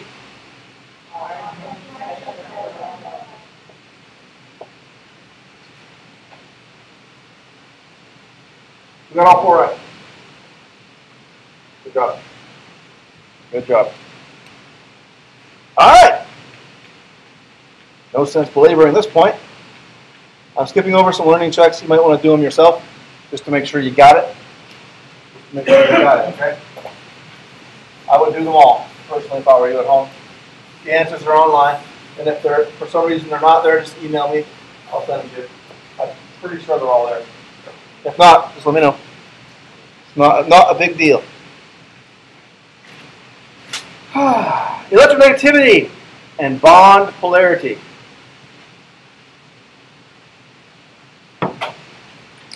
Circle it, underline it. It's really kind of important. Electronegativity and bond polarity. Now, remember we talked about how they're not really trying to share electrons. They're trying to steal electrons. And the reason I would say they're trying to steal electrons is because I knew about electronegativity. I knew about bond polarity. So I know they're not trying to share. They're trying to steal. Absolutely, positively trying to steal. What is electronegativity? Electronegativity is a fancy word. It gives a value for each element that indicates that element's attraction for bond electrons. Shared electrons, think bond electrons. Shared electrons and bond electrons are the same thing. Okay? So every atom has different abilities to attract electrons to itself. Okay? Some atoms are extremely good at attracting electrons. Some are downright terrible at doing it. Okay? Now remember we talked before how metals, say group 1 for example, they will lose electrons, right? Right? In group 17, on the other side of the periodic table, they'll gain electrons. They'll steal them from the metals, right? Well, that's because the nonmetals have the higher electronegativity. They have the higher ability to attract, if you will, electrons to themselves. The metals are kind of terrible at it. That's electronegativity. Okay? Now, if it's a metal and a nonmetal, you've already learned the nonmetal just steals from the metal. Just takes it. You've already learned that. It's called ionic bonding, right? But now we're into nonmetals bonding to nonmetals. What happens then, for example, if you have a very electronegative atom bonding to an atom that's not really bad at stealing electrons, it's not very good at it either. You have an unequal sharing. You have an unequal partnership. Okay? Now, electronegativity increases from left to right. It increases. So on the far left, say of group 2, period 2, way over here, lithium is really, really, really low in electronegativity compared to things that are on the right. So it's not very good at stealing electrons or attracting electrons. If we go all the way across period 2 to fluorine, fluorine is extremely good at attracting electrons to itself. Extremely good. It increases from top to bottom. Pardon me, bottom to top. So fluorine, really, really electronegative. As we go down the group, they get less electronegative. They get less able to attract electrons. So, increases to the right, decreases from top to bottom. Fluorine is the best at stealing electrons or attracting electrons to itself. It's the best. As we go down, they get worse. As we go to the left, they get worse. So, if fluorine's the best, and as we go to the left, they get worse. That means lithium's kind of horrible at it. And as we go down, that means francium's really bad. It's the worst of the worst. Okay? Because it's basically diagonal from fluorine. As you go down and across, they get worse. Go down and across, you end up here. Francium. Francium couldn't steal an electron to save itself. In fact, maybe that's why I did that. Okay? That's electronegativity. That's important. But Why do the elements towards the bottom have less of the ability to see electrons in greater quantity? oh my goodness, that's a great question. That's one of the best questions ever. Self high five. You can repeat your question. They didn't hear you. I was saying, why would the elements towards the bottom not be able to attract electrons because they have a greater positive charge? Exactly. Why not, right? They also have more electrons. Remember we talked about atomic size? Remember atomic size? What does atomic size do? Atomic size decreases from left to right, yeah? So fluorine is also the smallest atom. And it increases from top to bottom, right? So again, fluorine is the smallest atom. It's the smallest atom and the most electronegative. Why? Because the electrons are close to the proton, right? It's harder to get them out of there. Once you get them in there, it's hard to get them out because they're really close to the plus charge, right? As you go down, your valence shell gets further and further away from the protons, right? So the attractive force, even though there's more protons, they're quite far away from it, and there's electrons between them. It's like if you go to the beach and it's crowded, there's a whole bunch of people in front of you, you can't even see the water, you're kind of like, whatever, I'm just going to leave, because it's not that attractive. Yep, even for halogens it goes down. Fluorine is the best. When you go to iodine, iodine's not so good. Now, iodine's better than the metals are. It's better than potassium, for example, but it's still not as good as fluorine. Fluorine is the best because it's so small. Size matters. Size is what dictates electronegativity for the most part. Same idea. As you get smaller, it's harder to get an electron from you. As you get bigger, it's easier to take one away from you. Good. See, you're putting all these little dots together. That's pretty good. Self high five for the two of you. Again. I just love that. I don't know why. I think it's funny. All right, you'll get this table in your exam too. Here are the numbers that are given to the atoms for their electronegativity. You'll get this on your exam. Do not attempt to memorize it. Okay? I'm just going to give it to you. Some of them you'll just learn from using them, but I'm not going to require you to memorize it because that's just silly. So notice, fluorine is the most electronegative atom, and notice it's given a value of 4. Okay, so 4 is the highest number. Everything else is low. Fluorine is 4. Now, we need to look at bond polarity. Polar and nonpolar. Let's talk about the word polar.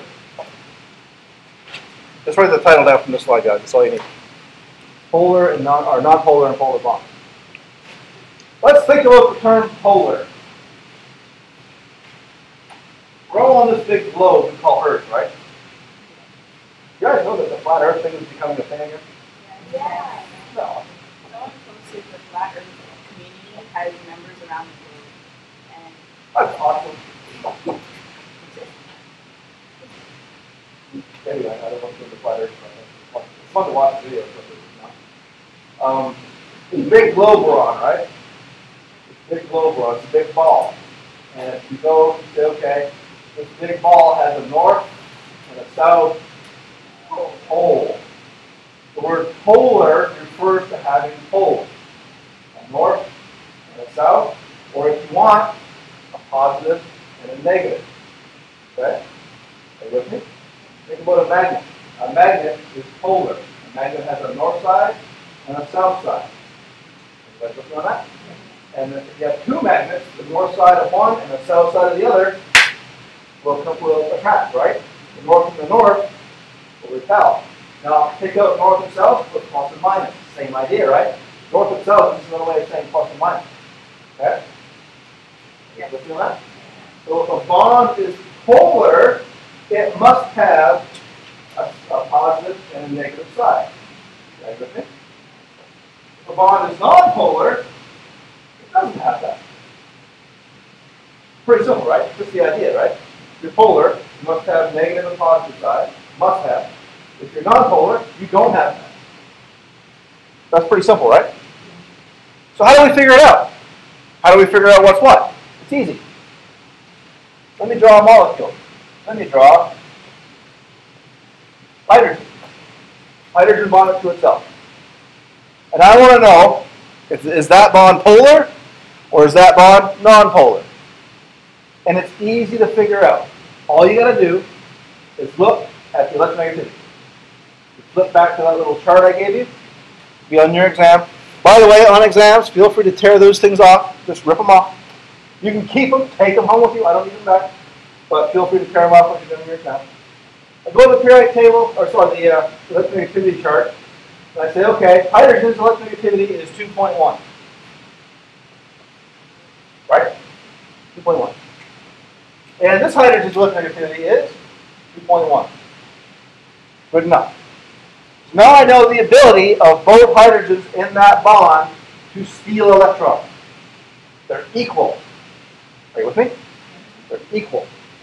So I will subtract. Here's what you do. You subtract one from the other and take the absolute value.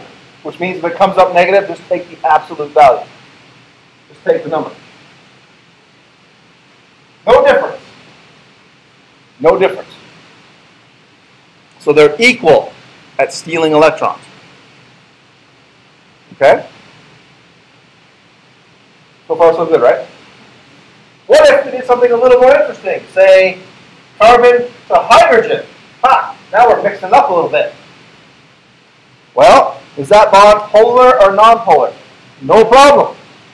You have this chart on your exam. You look at carbon. Carbon is 2.5. Hydrogen is 2.1. 0.4. No problem. Now we have to write a rule. If the difference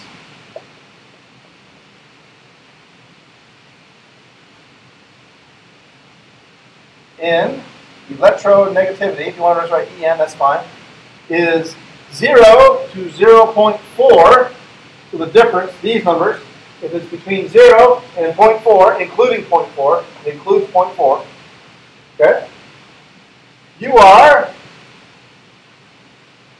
non-polar. Non-polar. But you have to fall in this range, including 0.4. So 0.4 or below, non-polar. Non-polar covalent, if you'd rather say it that way.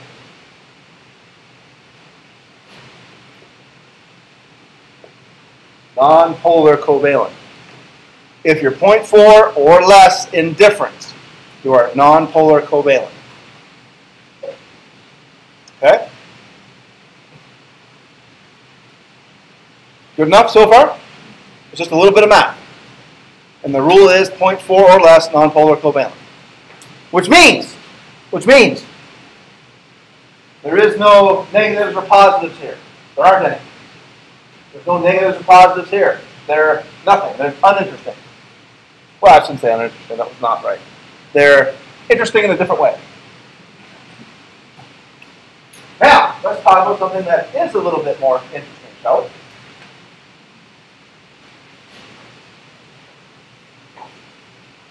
The next range we're looking for. The next range of electronegativity. So 0.4 or less, non-polar covalent. Now we're going to look for a range of 0.5 to 1.8.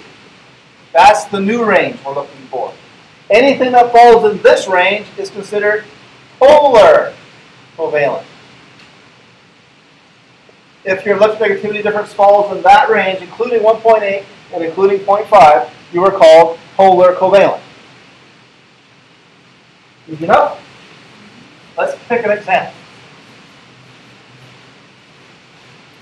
how about nitrogen and hydrogen? And while we're here, oxygen and hydrogen. Let's do 2. Look at the periodic table. Sorry, I'm saying periodic table. Look at the electronegativity of nitrogen. You find it's 3.0.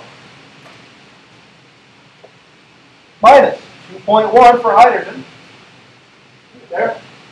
Go down to oxygen. Let's do some stuff real fast. 3.5 minus 2.1. Do some quick mathematics. Here you get 0.9. Well within that range, right? Here we get, what is that, 1.4? Still within that range, right? So these bonds are polar. Polar covalent. That is interesting, I think. That's important. That's really important. I mean, that's crazy how important that is. Because, and you won't believe me, but it's true. This phenomenon of polar and nonpolar, I'll get to this in a second, explains a lot of biology. Trust me, this explains a lot of biology. This phenomenon and the nonpolar phenomenon, if it wasn't there, we would not be here the way we are right now. This is extraordinarily important. Let's talk. Who wants to come up here? You do? You do? You do? Want to volunteer? Come up here. From the back, ladies and gentlemen. Hey, come on down. There's no prizes, I'm afraid. All right, come on over here. We are going to demonstrate polarity. You ready? All right, what's your name? Everybody, Gina. Now, I will be nitrogen. You will be hydrogen. Right on? There we go. There's our bond, right? Now, let's just say, for example, let me just take a step back. She's hydrogen, I'm hydrogen. We're both equally good at this stealing electrons game. So she pulls, I pull, and the electrons kind of stay in the center. Because I can't take them from her, she can't take them from me. Because we're equally good at this game of stealing electrons. Okay? This is nonpolar. Now let's say she became carbon, I'm still hydrogen. Our difference now is 0.4. Same thing. Not much difference. Maybe she's going to pull them a little bit to her side, maybe just a little, but not enough to really matter. Nonpolar. Okay? Now, she's going to be hydrogen, and I'm going to be oxygen. I'm a lot more electronegative than she is. Sorry what happened. I didn't try to knock me down there. But notice how the electrons are now closer to me than they are to her. Right? She didn't let go, though. She's still got a firm grip on these electrons. So they still count for her. But I have them closer to me at any given time. So if you take a snapshot of this bond, I have the electrons more often. Okay? So now, I have the electrons. I'm pulling them away from her. So now, she's becoming slightly positive. Because she's losing a little bit of electrons. Okay? I'm drawing it to me. So because the electrons are closer to me at this point, I am slightly negative. Because the electrons are closer to me. She's slightly positive because they're further away from her. Get me? Now I'm going to become nitrogen now. Okay? Notice with oxygen, they're really, really close to me. Nitrogen, the difference is not so great, so they're going to move a little bit more to the center, but still closer to me. So I'm still delta negative, slightly negative, just not as much. Does that make sense? Okay? So now, if I'm delta negative, say I'm delta, I'll say what delta means in a minute, I keep saying the wrong thing. I'm slightly negative. Say I'm negative 1/3. She's positive 1/3. So we're still neutral overall. It's just she's a little bit positive, I'm a little bit negative. I'm a little bit country, she's a little bit rock and roll. Not even a little bit, okay. I tried. Sorry.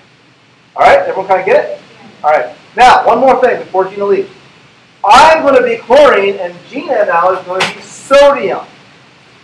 Sodium is 0.9. Chlorine is 3. That's a big difference. What's that difference? 1.9. Are you with me? That's not polar covalent anymore. That's, ionic. I stole them. Anything above 1.8 is ionic. I flat out took them from her. And she's like, all right, Gina, thank you very much. Okay? So anything above 1.8, that becomes ionic. Now you're going to look at the math and you're going to say, well, Dr. Beck, wait a minute, this nonmetal and lithium are not in the rules. I know. This is a generalized chemistry class. Not all the rules apply all the time, but don't worry, I'm not going to try to trick you, okay? In fact, lithium can make covalent bonds. It's really weird, but it can do it. But we don't have to worry about it in class. Now, let's discuss. Let's talk. Let's look at the nitrogen-hydrogen bond, right? We know that nitrogen is more electronegative than hydrogen. We know that because we looked at the table. We did the little math difference, and we found the math was 0.9. So it's definitely polar. Remember, poor Gina was losing electrons to me. I was stealing them from her. I became slightly negative, correct? How we represent that on the drawing is this. We say delta negative. That's why I kept saying the word delta. Lowercase delta. That's the Greek lowercase delta. Delta negative means slightly negative. No number. I didn't put a number on it. Don't care about the number. I just know that it's somewhat negative. Okay? It's not ion. It's not an ion. It's not like chloride or something. It's only a partial negative charge. All it means is that I'm taking the electrons and I'm pulling them towards myself. This hydrogen over here becomes delta positive.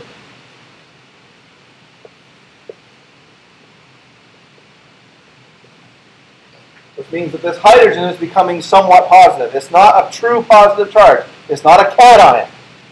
It's a slight positive charge. All it means is that the electrons are being pulled that way. Are you with me on that?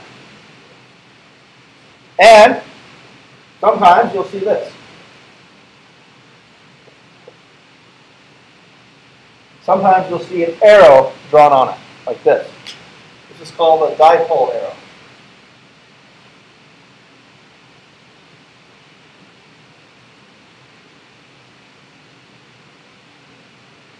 What this does is the arrowhead points towards the delta negative. Okay? The little plus sign on the back of the arrow points to the delta positive. What this is saying, how you read this, is that this arrow is telling me where the electrons in this bond are going. They're going towards the nitrogen. They're going towards the most electronegative atom. That's all it's telling me. Okay? So that way. This nitrogen is becoming negative. That hydrogen is becoming positive. Okay? That's important. That's very important. Sometimes it's underneath. Sometimes you'll see it drawn on the bond like that. Sometimes you'll see it there. This depends who's drawing it. And it depends what you're trying to illustrate too.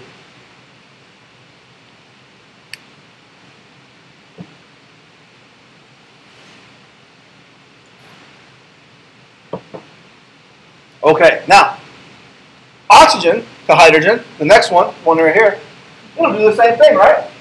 The delta negative goes on the most electronegative atom, correct?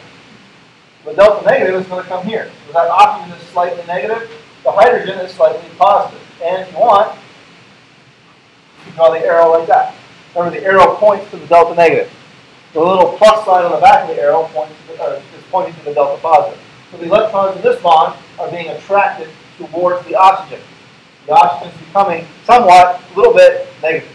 The hydrogen is becoming somewhat, a little bit positive. We call it delta positive or delta negative. Indicate bond is polarized. The electrons are moving towards one atom or another. That's a big deal. That's a real big deal. Our life depends on this. Literally, our life depends on that. The more you know about chemistry, the more frightened you are of life. Wow, life depends on this little thing? It does, actually. Neat, huh? What? Oh,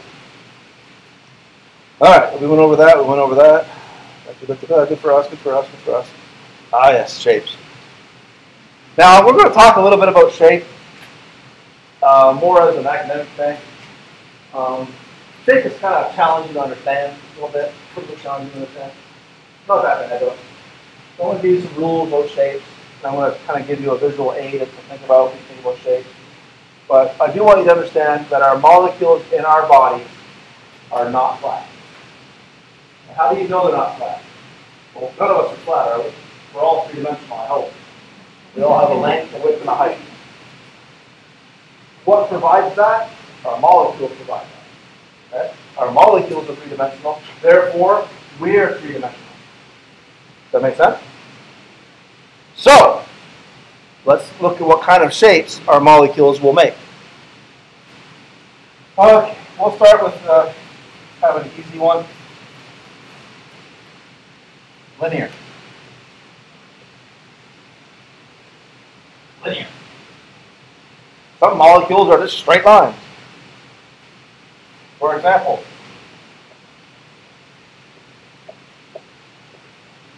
there's a linear molecule. You only have two atoms, and there's one bond between them. So there's 1 point, straight line, linear.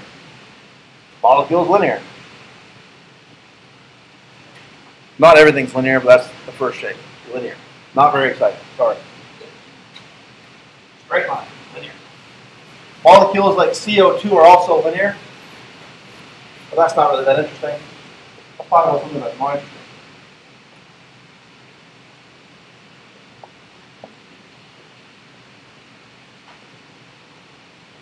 There we go. That's not going to be linear. I promise. Now, how do I know that? I'm going to use this. Whoa! There's a fancy acronym. VSEPR theory. I'm going to use what's called VSEPR theory. Now, VSEPR theory stands for valence shell electron pair repulsion theory. What's the valence shell? The outermost shell, right? Excellent. Give me two types of electron pairs. You know two. In fact, there are only two. What are two types of electron pairs? Lone pair. That's a hard one. And electron pair. How many electrons in the bond? Is that a pair? Aha! Lone pairs in bond. Okay? Electron pair. Lone pairs in bond. Valence shell. We're talking about the outermost shell. Electron pairs. We're talking about lone pairs and bonds in the outermost shell. Valence shell, electron pairs. So in the outermost shell, we're going to think about the lone pairs and the bonds.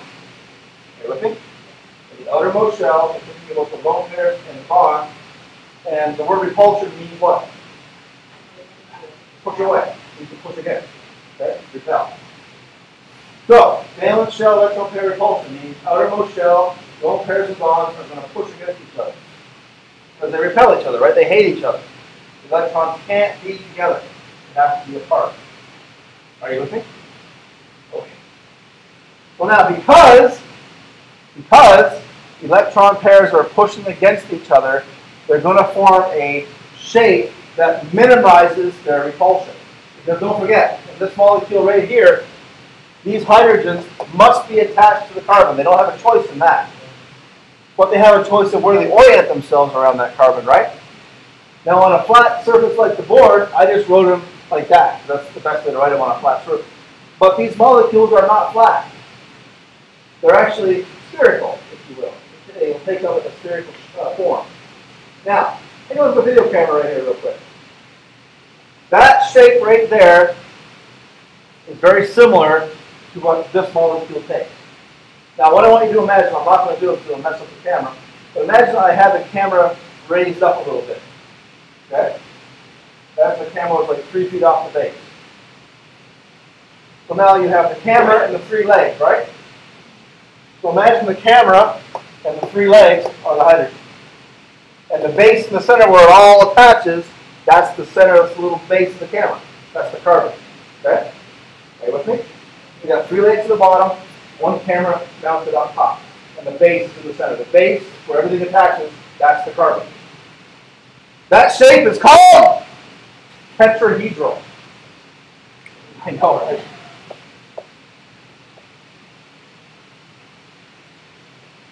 Now, how do you remember that on an exam? It's easy. 3, oh, sorry, not 3, 4. 4 single bonds to a central atom. To a central atom. Tetrahedral. This molecule will have a shape similar to the video camera tripod called tetrahedral. How do you know? How can you identify it without having a video camera with you? Look for 4 single bonds attached to a central atom. Here's my central atom, 1, 2, 3, 4, single bond. It's always going to be called a tetrahedral. Okay? And I think I have a picture of it actually. And there we go. Here's kind of what it looks like. Here's the base of the camera. Here are the 3 legs of the tripod, and here's the camera on top. So it kind of looks like that. We have a lot of our molecules in our body look like that. They have that kind of shape. So they have a third dimension, for sure. Tetrahedral.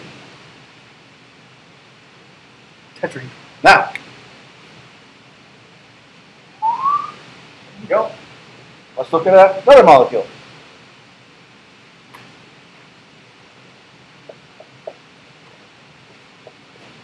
There you go. Now that doesn't have 4 single bonds anymore, does it? Only has 3. So now we're looking at 3 single bonds and 1 lone pair. 3 single bonds and 1 lone pair.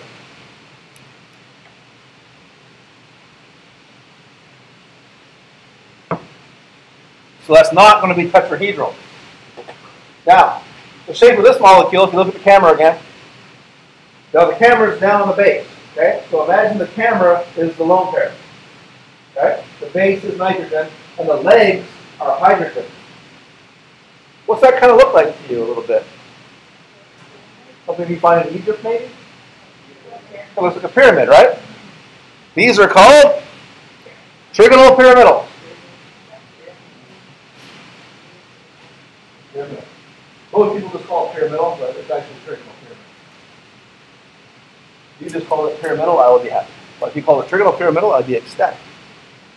Okay? It's called trigonal pyramidal.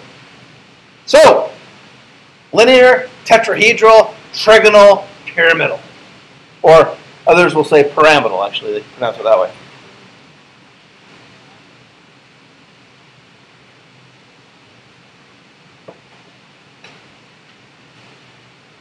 Again, 3 dimensions, has a shape.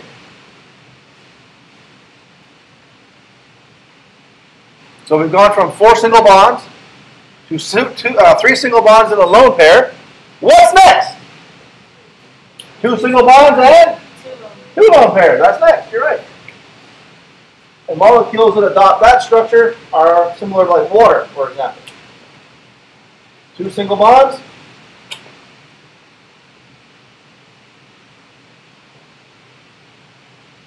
And 2 lone pairs. Now, tetrahedral, trigonal, pyramidal. What's next, do you think? What's this word going to be?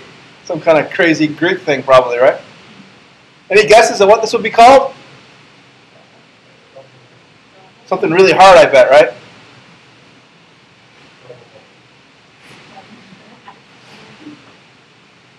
And I'm not kidding. Called bent. I don't know why. Off linear would have been more exciting, I suppose. It's called bent. They call it bent. It's bent. It's just the term, it's bent. So, it's kind of disappointing. Tetrahedral, trigonal pyramidal, and bent. Sorry. See, there it is, bent. Yeah, I wasn't lying about that. Bent. It's bent out of shape. I don't know. Who knows? It's called bent. Now, this is how it is. Bent. So far, so good? All right. Now,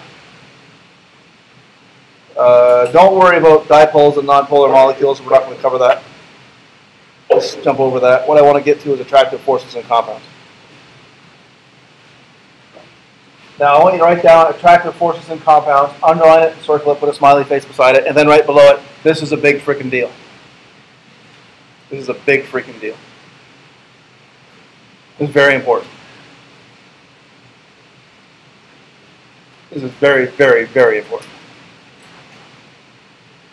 I cannot overestimate or overemphasize how important this really is. This is never going to go away. Thank God for that, because if it did, we'd all be dead.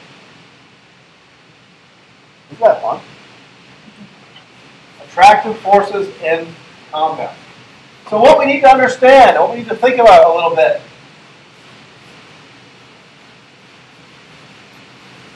is what makes a gas a gas? Like, why is a gas not a liquid? Why is a liquid not a solid? Why is this liquid high boiling while that liquid not? Why is this happening? Like, for example, water has a boiling point of 100 degrees Celsius. That's hot. That's really hot. But a molecule that's similar to water, and when I say similar, I mean similar in the amount of matter that's present. Okay? Water and CH4 are similar in the amount of matter that's there. Okay? So they're similar in mass. Not the same, they're similar. Its boiling point, and I don't remember exactly, but I know it's right around negative 50. Could be higher or lower. That's right around negative 50. It's really, really low. This, at room temperature, is a gas. This, at room temperature, is a high boiling liquid. And they're similar in matter content. They're very, very similar in how much there is there. So just by, I think, logical deduction, if this is a gas, that should be a gas too. They have similar amounts of matter. But they're not. They're completely different. Gas, high boiling liquid. No joke. Isn't that interesting? Isn't that interesting? Now we already know from previous discussions that gases are, give me a few properties of gases. They have the highest energy, which means what? They move fast, right? What else? Come on, give me two things about gas. Two properties. If I said describe a gas, what would you say? They what? They fill up the entire space they're given, right? Very good. What else? They're moving fast. No definite shape, no definite volume. And they're far apart. Molecules are far apart. So if you have methane gas, say for example, you guys are methane, we'd be spread way out. We'd be all over the place. We'd be far apart from each other. And zipping by each other like nobody's business because we're moving fast and we're high energy. Now water, for instance, water's a liquid. Tell me about liquid. Take the shape of their container, they have definite volume. Tell me about how far apart they are. They're close. They're close. Now why would they be close? Why do you get close to anybody? No, why do you get close to anybody? You get close to someone because you're attracted to them, right? Either they're your friends, your family, or your special someone. You're close to them because you're attracted to them, right? If not, like when you guys are close, you all get some space between you, right? You're not attracted to each other, right? So water, the molecules of water, by the definition of a liquid, have to be close to each other. Have to be. The molecules of methane, by the definition of a gas, have to be far apart. Water molecules are attracted to each other very strongly, where methane molecules are not. It's got to be that way, right? One's a gas and one's a liquid. That has to be true. Is that logical? Let's find out why. That's the key. Let's find out why. Whew, this is exciting stuff, man. This is exciting stuff. Dipole, and hydrogen bonds. This slide is important. In covalent compounds, polar molecules. Polar molecules. Molecules who have delta negatives and delta positives exert attractive forces called dipole-dipole attraction. Underline it, circle it, stars beside it. Very important. Dipole-dipole attraction. Now, even more important than that is the next statement. Strong dipole attractions called hydrogen. Everyone say hydrogen bond. Hydrogen bonds. Everyone say this is important. This is important. Hydrogen bonds between hydrogen atoms bonded to, don't worry about fluorine, oxygen or nitrogen, and a lone pair on oxygen or nitrogen. That's a hydrogen bond. That's important. Okay. As you're writing it down, all right.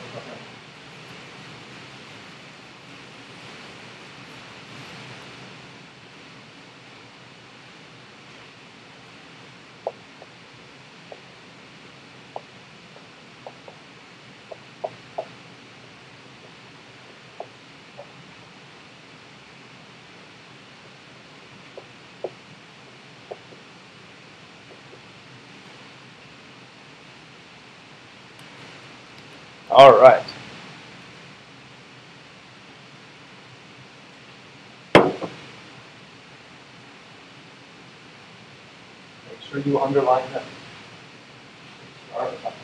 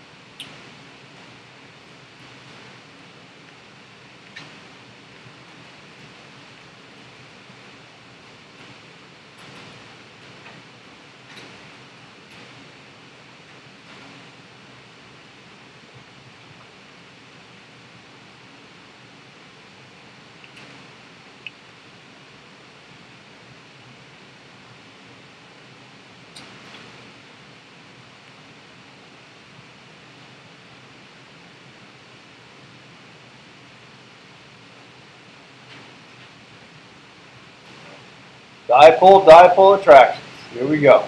This is fun. Now, before we get confused, dipole-dipole attraction and hydrogen bonds are the same thing. Okay? But a hydrogen bond has to have a hydrogen atom attached to either an oxygen or a nitrogen. Okay? So it's very specific. A hydrogen bond is a specific type of dipole-dipole interaction. If you have a hydrogen atom that is not bonded to oxygen or nitrogen, it is not going to do a hydrogen bond, but it still could do a quote-unquote dipole-dipole attraction. Okay? Does that make sense? This is a very specific type of this. This is like, say, if you want, this is like the family name, and this is your name. This is the Russell of the nest. If you would. That's me, by the way. Never amazed me how people don't know who I am. Now I'm famous. I'm on YouTube and everything. Oh well. Now, dipole-dipole attraction. Let's talk about that real quick. This molecule right here, HCl, cannot hydrogen bond. Why not? That's not nitrogen or oxygen. That's chlorine. But it still has delta positives and delta negatives. Because the electronegativity difference is still great enough to be polar. Are you with me? So in a dipole-dipole attraction, another hydrogen, if you will, another hydrogen chloride, pardon me, will come along. And this negative charge, or sorry, delta negative charge, and this delta positive charge will be attracted. They'll be drawn together. Okay? Because the delta negative of one molecule, the delta positive of another, kind of bring them together. They attract them. Okay? And that's called a dipole-dipole interaction. It's not a hydrogen bond because that's not nitrogen or oxygen, that's chlorine. So it can't be a hydrogen bond by definition. Okay? So that's a dipole-dipole interaction. And I'm going to show you with the water molecule below it how they're essentially the same thing, except now there's an oxygen-hydrogen bond. So this is going to be a hydrogen bond for sure. So the hydrogens here on the water molecule are delta positive, delta negative. Are you with me? So now another water molecule will come by.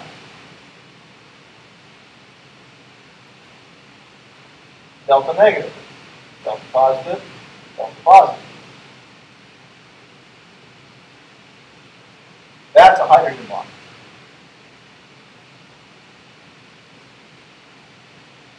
That's a hydrogen bond because we have the, let me draw the lone pair there. There we go. The lone pair of the oxygen, the delta negative oxygen, is attracting the delta positive hydrogen from the brown water. Okay? This water and that water are attracted to each other via this attractive force right here. Now, it's called a hydrogen bond.